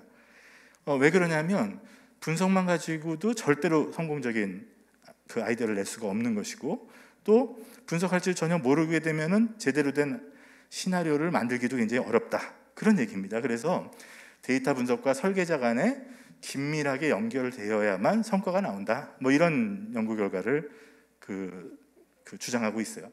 두 번째는 from disconnected to deeply synchronicity. 그러니까 무슨 얘기냐면은 같이 협력하는 것이 굉장히 중요하다는 얘기인데, 여러분들 릴레이 아시죠? 릴레이, 계주도 물론 협력해서 뛰죠. 근데 맥킨지는 뭐라고 얘기하냐면 계주는 답이 아니다라는 겁니다. 내가 여기서부터 여기까지 뛰고 넘기면 다음 사람이 뛰고 넘기면 다음 사람 뛰고, 이게 아니라는 거예요. 오히려 조정팀이 돼야 된다는 겁니다. 조정팀, 같이. 그러니까 어떤 정황을 같이 이해하는 사람들이 같이 한 팀이 돼서 노력할 때 서비스 모델이 나온다. 그렇게 얘기를 하고 있어요. 또 보면은 프로덕트 이노베이션뿐만이 아니라 이 운영 전반에 대한 폭넓은 시각으로 접근할 때 이 활용성이 높아진다. 이렇게 주장을 하고 있습니다. 간단히 얘기하면 이 데이터와 전문가가 통합돼서 일할수록 훨씬 더 또 그들의 관점이 넓어질수록 성과가 나타난다. 뭐 이렇게 주장을 하고 있다. 이렇게 보시면 되겠어요. 사실 근데 현실적으로 우리가 어떻게 보면 좀 업무의 효과성을 높이기 위해서 전문 팀이나 전문 부서 또 현업 이렇게 나누어져서 일할 수밖에 없는 상황인 것은 또 현실이잖아요. 그래서 모든 조직을 다 같이 데이터 분석가하고 현업을 다 섞어가지고 일하기는 현실적으로 굉장히 어렵지 않겠어요? 그렇지만 그거에 대한 사실은 해법으로는 상호 간의 커뮤니케이션을 굉장히 높이는 거, 이게 굉장히 중요하겠다 이렇게 생각을 합니다. 근데 여기서는 심지어는 커뮤니케이션 수준이 아니라 아예 같이 일해야 된다라고까지 주장을 하고 있다는 거 그냥 참고해 주셔도 좋을 것 같습니다. 제가 여러 가지 생각을 해봤는데 데이터 기반 서비스 개발을 잘하는 방법, 그래서 제가 몇 가지를 한번 뽑아봤어요. 하나는 뭐냐면 일단은 현업이, 아까 우리가 현업하고 데이터 분석 전문가가 같이 팀을 짜가지고 일하기가 어려운 상황이라면 일단은 현업하고 데이터 분석 전문가의 업무 분장에 대한 생각을 해볼 필요가 있는데, 과거에는 그냥 빅데이터 그러면 데이터 분석 전문가가 다 알아서 하는 거 이렇게 생각할 가능성이, 만약에 그렇게 했다면 앞으로는 사실은 어떻게 보면 기획과 시나리오를 개발하는 것은 그래도 현업 쪽이 좀 더 많이 하고, 거기서 나온 시나리오에 기반한 서비스 모델의 구현, 이런 임플리멘테이션 같은 거, 이런 것들은 전문팀에서 하는 형태의 업무 분장은 어떨까, 그런 제안을 해봅니다. 현업이 만약에 기획을 잘하고 활용 시나리오 같은 거, 서비스 아이디어를 잘 만들어낼 수 있는 방법은 뭐가 있을까? 첫 번째, 활용 가능 데이터에 대해서 이해한다. 제가 이렇게 써놨어요. 빅데이터 시대에 넘어오면서 단순히 숫자뿐만이 아니라 문자, 이미지, 영상, 아주 다양한 형태의 데이터가 분석 가능해졌다는 사실, 그런 것들을 좀 관찰하실 필요가 있습니다. 그래서 그런 내용을 조금 이해하시고, 자, 두 번째 보니까는 데이터 분석 및 모형 구축 원리를 이해한다. 이렇게 제가 써놨습니다. 자, 근데 사실 지금 이미 나는 현업팀장급 이상이고 이런 사람들이 갑자기 지금 와서 통계를 공부한다? 기계학습을 공부한다? 이번 생에는 아닌 거 아닌가? 이렇게 생각하실 수 있습니다.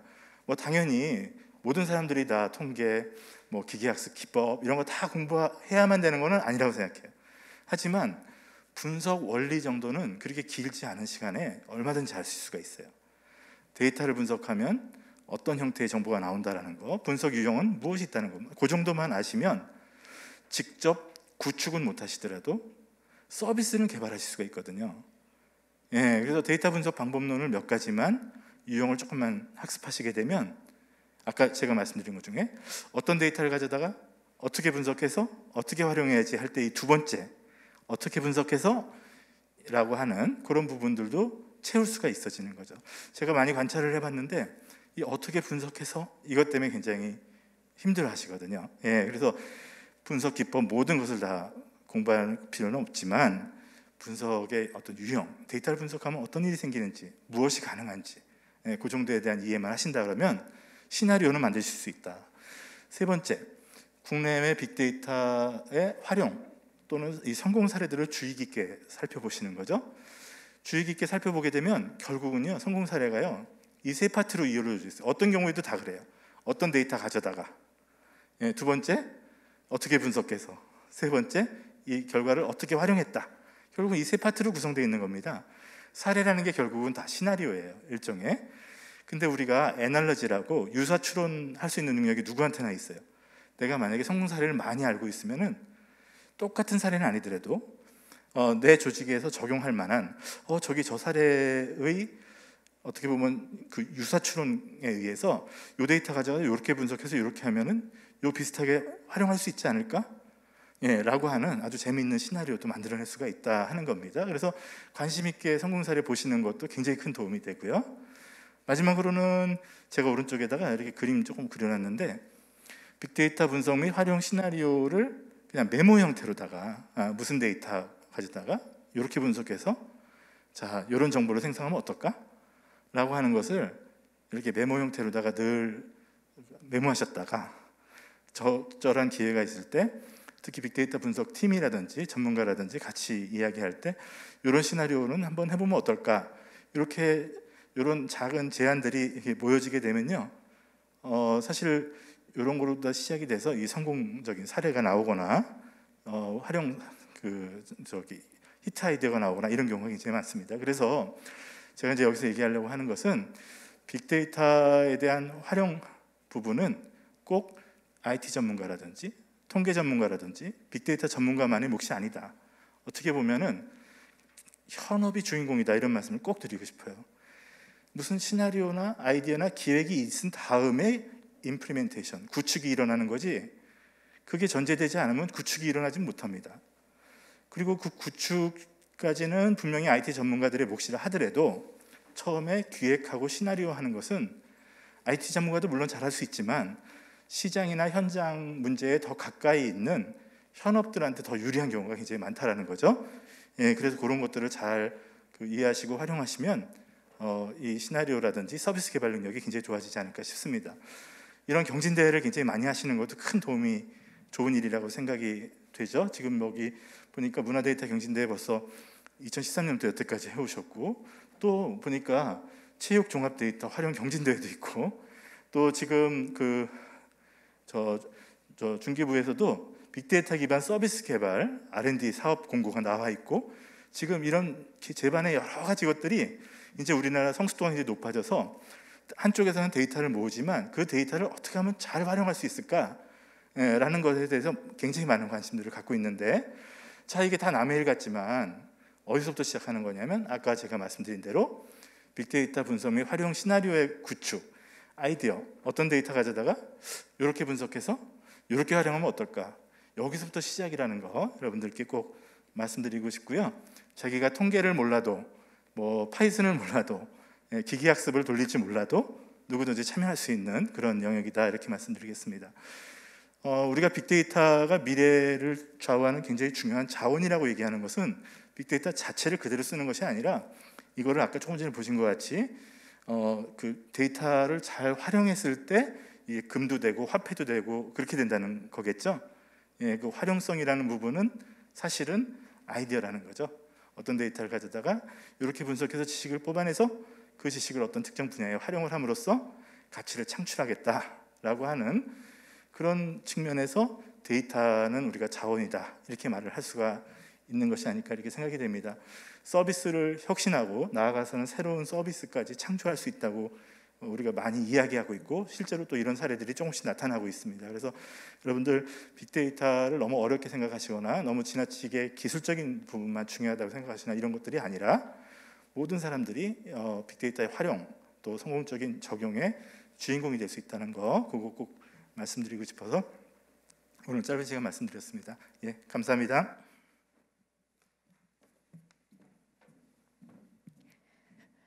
네, 신경식 교수님 강연 잘 들어봤습니다. 데이터와 전문가가 통합해서 함께 일하면 관점은 넓어지고 보상은 커진다는 말이 기억에 남는데요. 어떤 데이터가 얼마나 있느냐도 중요하지만 그 데이터를 어떻게 가공하고 또 활용하느냐가 참 중요하겠구나 하는 생각을 해보게 되는 강연이었습니다. 데이터의 가치와 활용에 대해서 이야기해 주신 신경식 교수님께 다시 한번 감사드립니다. 그럼 바로 이어서 두 번째 특별 강연을 진행하도록 하겠습니다. 이번에는 조금 더 특별한 주제로 이야기를 해볼까 하는데요. AI, 우리말로 인공지능이라고 하죠. 인공지능이 우리 문화 분야와는 어떤 관계가 있는지, 또 환경과 기술의 지속 가능성을 통한 미래 산업은 어떤 모습일지 궁금한데요. 그래서 모셨습니다. 두 번째 특별 강연으로 마이크로소프트 신용려 상무님을 모시고 특별한 AI 기술에 대해서 이야기해보는 시간을 가지도록 하겠습니다. 신용려 상무님을 무대 위로 모시겠습니다.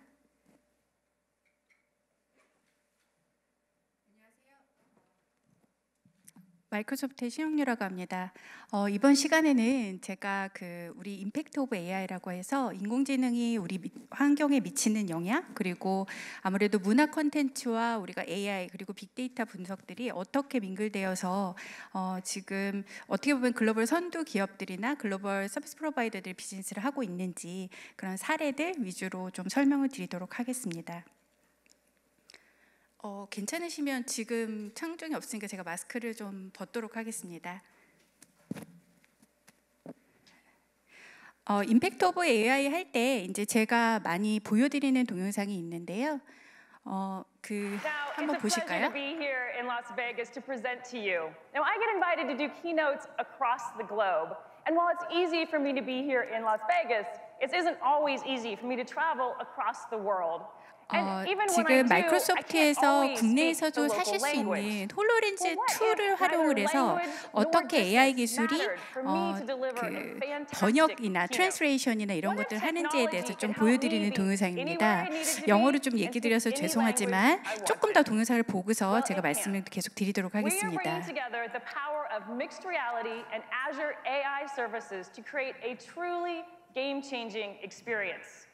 What you're about to see is an exact hologram of me wearing the same outfit that we recently captured at a mixed reality studio. MR이나 AR 같은 기술들이 굉장히 발달되어 있는데요.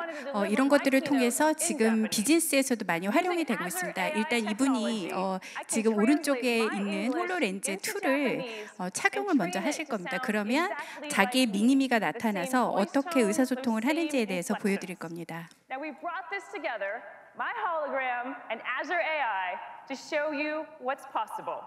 So first, I'm going to put on my HoloLens 2 here, and then we'll flip in the room to the special camera so you can see exactly what 지금 I'm 국내에서 seeing. 이 홀로렌즈 2는 구매가 가능하고요. 특히 국방부나 아니면 여러 부처들 그리고 의료 현장에서 그리고 산업 현장에서 이 홀로렌즈 2에 대한 수요가 굉장히 많습니다. She just floats right with me. I'm literally holding my hologram, so natural. Now she's a little small to do a keynote. So let's get her up so she can do full-size Japanese keynote. Render keynote.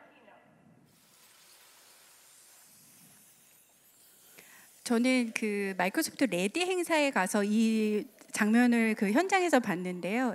기립박수를 칠 수밖에 없었습니다. 지금 이렇게 박수조리 중에 제가 한 명이고요.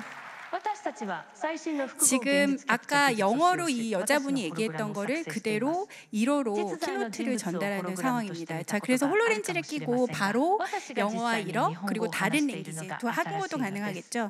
트랜스레이션이 가능한 화면으로 보시면 될 것 같습니다. 제가 이 화면을 보여드린 이유가 제가 이제 AI 관련된 강연을 많이 하고 다니는데요. 그럴 때마다 청중분께서 많이 질문하시는 게 미래에는 어떤 직업이 없어질까요? 라는 겁니다. 아니면 어떤 직업이 각광을 받을까요? 라는 질문을 많이 주십니다. 화면에서 보시면 왼쪽에는 AI 기술이나 빅데이터 이런 얘기를 하게 되면 지금 기계가 사람에게 돈을 주고 있죠. 그리고 오른쪽 화면을 보시면 얘는 이달의 판매왕으로 사람 대신 로봇이 등장하고 있습니다. 아까 제가 어떤 직업이 미래에는 없어질 것 같습니까? 라고 얘기했을 때 저라면 제 자녀를 절대 문학은 아니지만 번역하는 통번역사나 이런 것들을 안 시킬 것 같다라는 얘기를 많이 드립니다. 그 이유는 AI 기술 자체가 특정 영역에 있어서 사람을 전체를 다 대체할 수 있는 이런 영역까지는 아직 안 와 있고요. 엑스마키아나나 아니면 터미네이터 영화 같이 막 AI 기술을 여러분들이 떠올리시라고 하면 마치 뭐 사람을 능가할 수 있는 그런 형태의 그런 형태로 생각을 하시는데요. 거기까지는 발전이 되어 있지 않고요. 지금까지 발전되어 있는 거는 특정 영역의 문제를 해결하는 데 있어서는 AI 기술이 사람의 수준을 능가하는 영역까지 지금 발달이 되어 있고요. 그 중에 첫 번째가 아까 보여드렸던 translation, 번역이고요. 두 번째가 뭐 예를 들면 이미지 프로세싱이나 이런 것들입니다. 그래서 그런 것들이 어떻게 비즈니스 현장에서 활용이 되고 있는지 이런 것들을 설명을 드릴 거고요. 아직 이렇게 AI 기술의 빅데이터를 말씀을 드릴 때 내 자리가 없어질 것 같아. 그래 나는 그렇다 쳐. 그러면 우리 자녀는 도대체 뭘 먹고 살지? 라고 하는 우려를 그 정도 우려까지는 아직 안 하셔도 된다. 하지만 특정 영역에 있어서는 확실히 발달된 형태로 AI 기술들이 진화되고 있고 빅데이터 분석들도 많이 이루어지고 있다라고 이해하시면 될 것 같습니다. 특히 마이크로소프트는 제가 한 특정 벤더의 설명을 드려서 죄송하지만 마이크로소프트가 AI나 빅데이터 기술에 선두가 서 있는 건 맞고요. 그것들이 시총을 지금 대변을 하고 있고 굉장히 많은 R&D 투자를 하고 있습니다. 아까 제가 말씀드렸듯이 특정 영역에 있어서는 사람을 능가하는 수준으로 가지고 가기 때문에 아까 제가 말씀드린 첫 번째 이미지 프로세싱에 있어서는 AI 기술은 사람의 그 능력을 상회하고 있습니다. 또 하나는 어떤 스피치 레코그니션, 우리가 말로 하는 걸 텍스트로 바꿔준다든지 아니면 그 텍스트 자체를 인식하는 건 여러분들 그 비서 서비스를 많이 쓰시죠? 이런 것들이 이미 사람의 능력을 상회하는 수준으로 발달이 되어 있습니다. 그리고 트랜스레이션, 번역이나 아니면 통변화에 관련된 것들은 이미 사람의 그 능력을 뛰어넘고요. 음성 기반의 의사소통 같은 경우도 예를 들면 캘리포니아 지역 같은 경우에 영어를 똑같이 써도 인종이 다르기 때문에 인식률이 굉장히 많이 떨어집니다. 근데 이러한 사람이 갖고 있는 오류를 현저하게 낮출 수 있는 그런 기술들이 이미 발전이 되어 있고요. 그러한 기술들이 활용이 되고 있습니다. 인지 서비스에 있어서 특히 시각, 언어, 음성, 검색 이런 것들은 클라우드 베이스에 이미 탑재가 돼서 API로 그냥 연동만 하면 굉장히 상위에 굉장히 높은 수준의 것들을 사용을 하실 수가 있고요. 특히 제가 문화 콘텐츠에 있어서 이런 기술들이 어떻게 활용될 수 있는지에 대한 그런 설명들을 좀 드릴 겁니다. 이미지 분석에 관련돼서는 그냥 이미지를 여러분들이 그냥 올리시기만 하면 이 사람이 지금 어떤 감정을 갖고 있는지, 나이는 얼마인지 뭐 이런 것들은 그냥 바로 나오고요. 이미지만 올려도 이런 것들은 API로 연결이 바로바로 가능합니다. 뭐 이거는 이런 기술들이 나온 지는 오래됐고요. 특히 이런 것들을 활용을 해서 미국에 출장을 가거나 이러면 우버 같은 것들을 많이 사용을 하게 되는데요. 우버를 쓸 때 그 운전자가 나쁜 사람이 아닌지, 그 운전자가 원래 드라이버가 맞는지를 인식하는 그 기술에 저희 마이크로소프트의 코그니티브 서비스가 쓰이고 있고요. 클라우드 기반에서 얼굴을 인식하거나 이런 서비스의 하나라고 이해를 하시면 될 것 같습니다. 이런 것들이 비즈니스 현장에서는 굉장히 쉽게 활용이 되고 있습니다. 이미 그런 걸 다 구축을 해놔서 쓰고 있다라고 보시면 될 것 같고요. 또 하나는 제가 말씀드리지만 AI 기술 중에서 음성을 인식하는 기술은 이미 사람의 능력을 상회한다라고 말씀을 드렸습니다. 그게 현장에서 어떻게 쓰이고 있는지를 보시죠. 이거는 저희가 그 맥도날드에 이미 이거는 6년 전에 저희가 구축을 시작해서 미국에서 굉장히 안정적으로 운영이 되고 있는 거고요. 이 동영상을 보시면 마이크로소프트 그 맥도날드 드라이브스루에서 실제로 어떻게 오더를 받고 그 오더를 인식을 해서 그것들을 주문을 넣는지에 대한 그것들을 실시간으로 보여드리는 겁니다.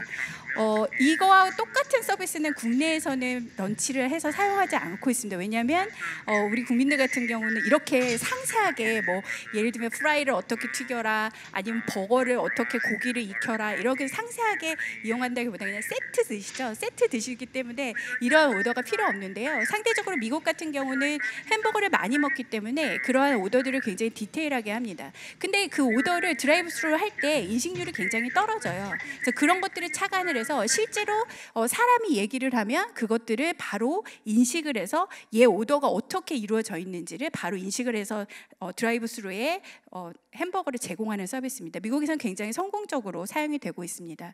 뭐 맥도날드뿐만 아니라 저희가 뭐 스타벅스라든지 이런 데하고도 비즈니스를 많이 하고 있는데요. 이런 것들은 사실은 클라우드 기반의 굉장히 다양한 빅데이터 솔루션, 아니면 IoT 서비스, 아니면 AI 기술들이 이미 탑재돼서 구현이 돼서 완료가 되어 있고요. 그런 것들을 모디피케이션해서 API만 호출해서 사용할 수 있기 때문에 이런 것들이 가능해졌다고 보시면 될 것 같습니다. AI 랩스에 대해서 좀 설명을 드리고 싶은데요. 특히 이제 아까 제가 처음으로 돌아가서 도대체 미래에는 어떤 업종들이 없어질 거냐라고 제가 설명을 드렸는데, 제가 첫 번째 힌트를 드렸던 거는 제가 생각하기에는 통번역가 없어질 것 같습니다 라고 말씀을 드렸고요. 문학하고는 또 다른 얘기지만, 두 번째로는 이 서비스를 보시면 AI 랩스 밑에 URL을 보시면 그냥 요거 그대로 URL 치시면 들어가셔서 AI 기술이 어디까지 와 있는지를 바로 확인이 가능하십니다. 확인 가능하실 수 있는 URL이고요. 이 안에 들어가시면 일단 스케쳐스 투 코드라는 그런 서비스가 있습니다. 그 서비스를 보여주고 있는데요. 이건 뭐 서비스라기보다는 이러한 API가 이미 오픈이 되어 있고요. 그건 뭐냐면, 제가 드릴 수 있는 두 번째 직업은 제가 생각하기에는 웹 실제 구현하는 이런 사람들은 없어질 것 같습니다. 왜냐하면 실제로 이 화면에 보시는, 제가 예를 들면 제가 그려요. 종이에 그려서 나는 내 웹페이지를 이렇게 만들고 싶어. 버튼 이렇게 넣고 텍스트 에어를 이렇게 넣고 이렇게 해서 한 거를 그대로 여러분들이 이미지를 올리시잖아요. 아까 제가 말씀드렸듯이 이미 AI 기술은 사람의 능력을 상회한, 특정 영역에 있어서는 사람의 능력을 상회하는 기술까지 왔다라고 말씀을 드렸는데, 이렇게 그냥 올리셔서 바로 인식을 시키시면 어떻게 나오냐면 얘가 바로 웹페이지로 변환되는 거를 보실 수 있습니다. 여러분이 그냥 그리셔가지고 올리시면 되고요. 이런 것들이 이미 그냥 API로 오픈이 되어 있기 때문에 이런 것들은 바로바로 확인이 가능하십니다. 더 이상 HTML을 코드로 구현을 할 필요가 없습니다. 이렇게 가능한 건 얘가 버튼인지 아니면 텍스트 에어리어인지 이미지인지를 바로바로 인식이 가능하고요. 이런 것들이 현장에서는 OCR이나 이런 비즈니스랑 연계돼서, 예를 들면 특정 물건이나 아니면 특정 문서를 보고 얼마나 우리가 돈을 빌려줄 수 있는지, 이런 것들에 대한 바로바로 빅데이터 분석이나 이런 것들이 가능하도록 하는 그런 것들이 실제 금융 사이트라든지 여러 군데에서 활용이 되고 있습니다. 아주 쉬운 일이에요, 이런 것들은. 또 하나는 머신 리딩이라고 나오는데요. 이 URL에 들어가시면 바로 API 확인해 보실 수 있고 여러분들이 실제 구동을 시켜 보실 수 있습니다. 보시면 왼쪽에 있는 텍스트 에어리어에 있는 그 쭉 텍스트가 있는데요. 이거에 관련돼서 내가 어떤 질문을 하면 바로 질문에 대한 답변을 오른쪽에 줍니다. 뭐로 테스트해 보실 수 있냐? 여러분들 토익 문제 활용해서 테스트해 보실 수 있습니다. 토익 문제를 보통 어떤 형태로 나오나요? 그냥 텍스트가 쭉 있고 그 텍스트에 관련돼서 질문 2가지 정도 물어보죠. 그런 형태인데요. 실제로 토익에 있는 텍스트를 그대로 드래그 하셔가지고 텍스트를 붙이시고 거기서 예를 들면 얘 주인공이 누구니? 뭐 예를 들면 마르크라는 애는 얘는 누구니? 그러면 얘가 뭐 파머다. 이런 것들에 대한 것들은 답변을 바로바로 줍니다. 이미 이런 것들에 대한 구현은 끝나 있기 때문에 그것들을 그냥 API로 오픈해서 그냥 사용하시면 됩니다. 예. 그래서 토익 문제도 더 이상, 물론 이제 영어적인 걸 테스트하는 거지만 그냥 바로 확인이 가능하시다라는 거를 말씀을 드리고 싶었고요.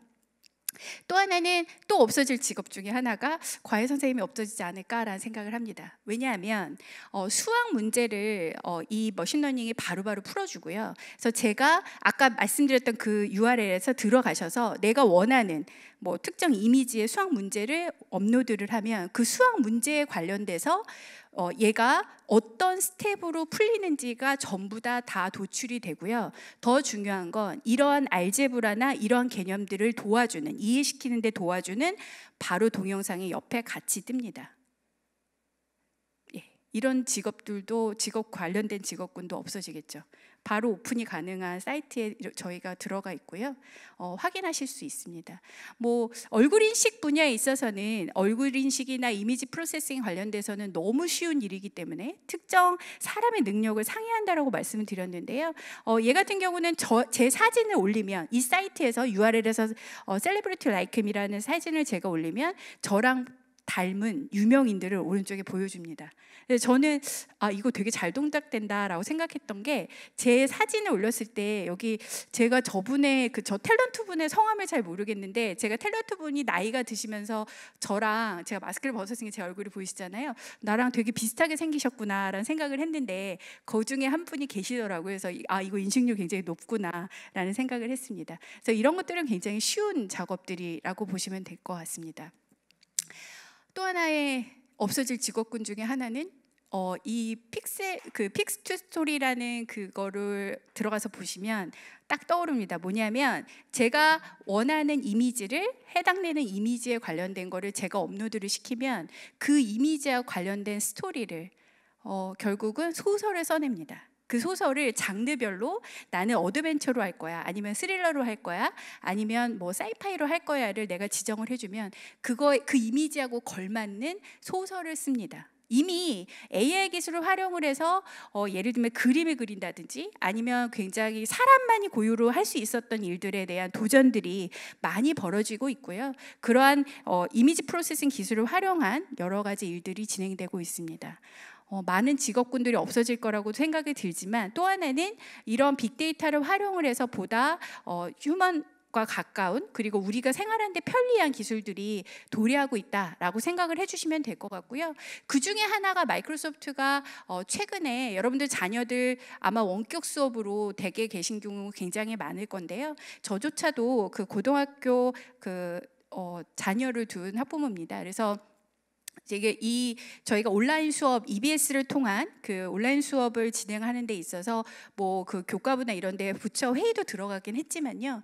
저희가 마이크로소프트 기반에서 돈다라고 보시면 될 것 같습니다. 근데 이게 사실은 쉬운 일이 아니었습니다. 왜냐하면 결정이 굉장히 급박하게 됐고요.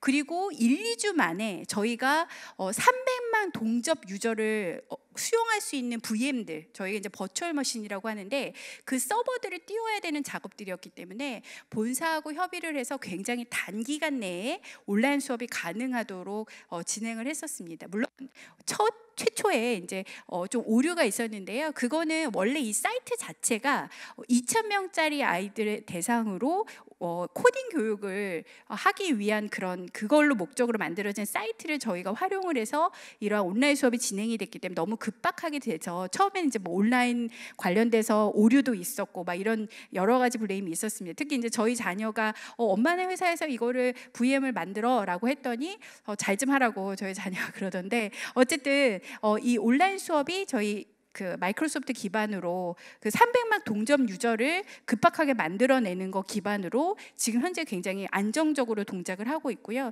이거를 구동시키면서 뭐 디도스라든지 여러 가지 이슈들이 있었지만 마이크로소프트 기술력이나 이런 것들로 저희가 굉장히 안정적으로 운영을 하고 있습니다.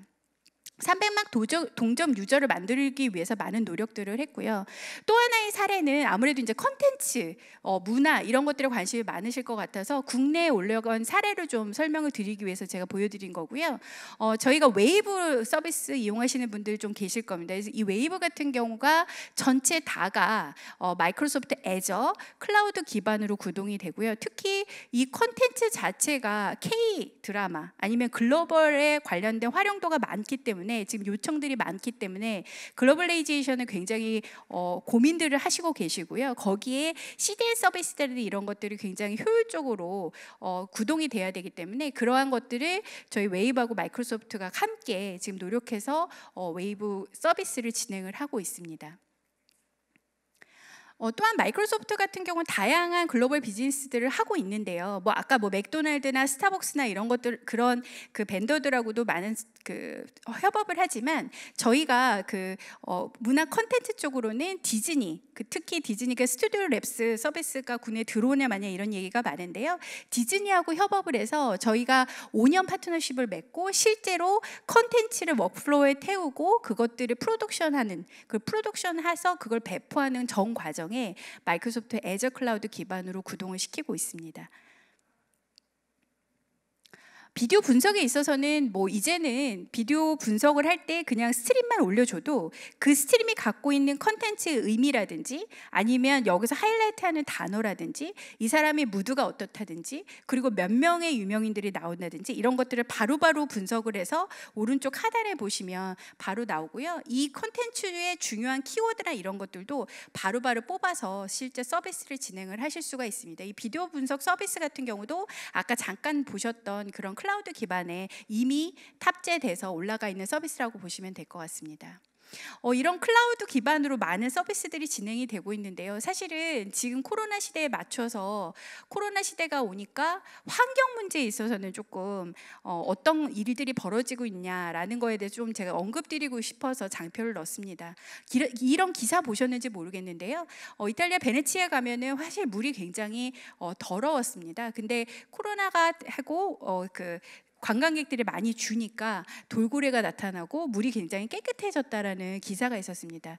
사실은 아까 마이크로소프트 같은 글로벌 벤더들이 다양한 비즈니스를 하지만 그게 국가 수준의 데이터 센터를 운영하기 때문에 전력 소비가 굉장히 많고요. 그런 것들에 책임을 지기 위해서 마이크로소프트 같은 벤더들이 많은 노력들을 하고 특히 뭐 50밀리언, 500밀리언의 투자를 과감히 이런 서스테이너빌리티, 환경 지속 가능성 서비스에 저희가 투자를 할 수 있도록 많은 노력들을 하고 있습니다. 당연한 일이지만 그동안 활발하지 못했더라는 거에 대한 자성을 저희가 하고 있고요. 그런 것들에 기반해서 2030년까지 저희가 내뿜는 모든 탄소를 다 우리가 네거티브로 만들고 그리고 아까 말씀드렸던 1빌리언 수준의 저희가 투자를 이 카본 네거티브를 위해서 가져가겠다라는 전략적인 발표를 저희가 했었습니다.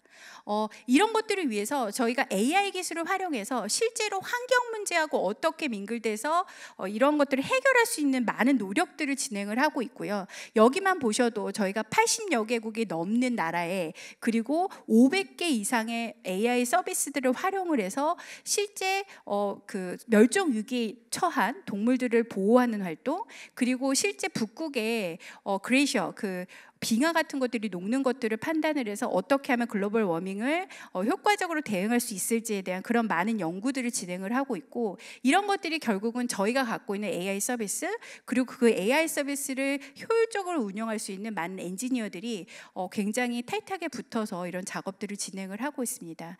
AI for Earth에 관련된 구글링만 해보셔도 얼마나 다양한 저희가 활동들을 하고 있는지를 보실 수 있고요. 이런 서스테이너빌리티 관점에서 저희가 하는 서비스 중에 특히 여기 지금 스노우 레오파드가 보시는지 모르겠는데요. 이건 눈표범인데 눈표범 같은 경우가 보호색으로 본인들을 잘 만들어서 이 굉장히 보호하기가 힘든 멸종 위기의 동물이었습니다. 근데 이런 것들을 저희가 아까 제가 말씀드린 굉장히 발달된 이미지 프로세싱 기술, AI 기술, 빅데이터 기술들을 활용을 해서 실제로 이 눈표범들을 찾아내고 그 눈표범들의 행동 패턴을 분석해서 이러한 그 멸종 위기에 벗어날 수 있도록 많은 노력들을 저희가 기울이고 있습니다. 이거는 단적인 예고요. 여러 가지 그런 활동들을 하고 있고 특히 아까 제가 말씀드렸던 빙하 지역이나 이런 데들에 웨일이라든지 그런 고래들의 행동 패턴이나 고래의 개체수를 조사해서 결국은 그 고래가 먹는 그 새우 같은 것들이 있다고 합니다. 근데 이 새우들이 빙하 안에서 사는데 빙하가 녹게 되면 이 새우들 자체의 개체수가 줄어서 고래 자체의 개체수도 굉장히 줍니다. 근데 이러한 전 세계적으로 벌어지고 있는 환경에 관련된 데이터들을 어떤 식으로 활용을 해서 분석을 해서 이것들을 보호할지에 관련된 노력들을 저희가 갖고 있는 빅데이터 기술, AI 기술들을 활용을 해서 실제 하고 있다라고 이해를 하시면 될 것 같습니다. 특히 저희가 이런 것들을 환경단체, 비영리 환경단체들하고 많이 하고 있는데요. 물에 바다에 떠 있는 쓰레기들이 굉장히 위험하고 환경에 굉장히 중요하다라는 걸 알고 계실 텐데 저희가 이 환경 단체하고 하는 건 실제 다리 밑에다가 그 쓰레기를 패턴을 알아낼 수 있는 그런 레코그니션 할 수 있는 카메라를 넣고 그것들을 분석을 해서 어디에 쓰레기가 많이 모이고 그것들을 어떻게 효율적으로 수거를 해야 되는지에 대한 그런 노력들을 하고 있습니다. 실제로 저희가 하고 있는 비즈니스에 대해서 보여드렸고요. 마이크로소프트라는 벤더가 뭐 예를 들면 운영체제나 아니면 단순히 파워포인트 이런 데서 벗어나서 빅데이터나 AI 기술 회사로 완전히 변모를 했고요. 이런 것들이 실제 우리가 생활하고 있는 그리고 비즈니스 현상에서 어떻게 효율적으로 분석을 해서 특히 문화적인 콘텐츠하고 윙글돼서 우리의 환경을 돕는데 그리고 우리의 생활하는 데 돕는데 많은 노력들을 하고 있는지에 대해서 좀 보여드렸고요. 이런 것들이 여러분들이 인사이트를 얻는 데 좀 도움이 됐으면 하는 바람이 있습니다. 오랜 시간 경청해 주셔서 감사드립니다. 고맙습니다.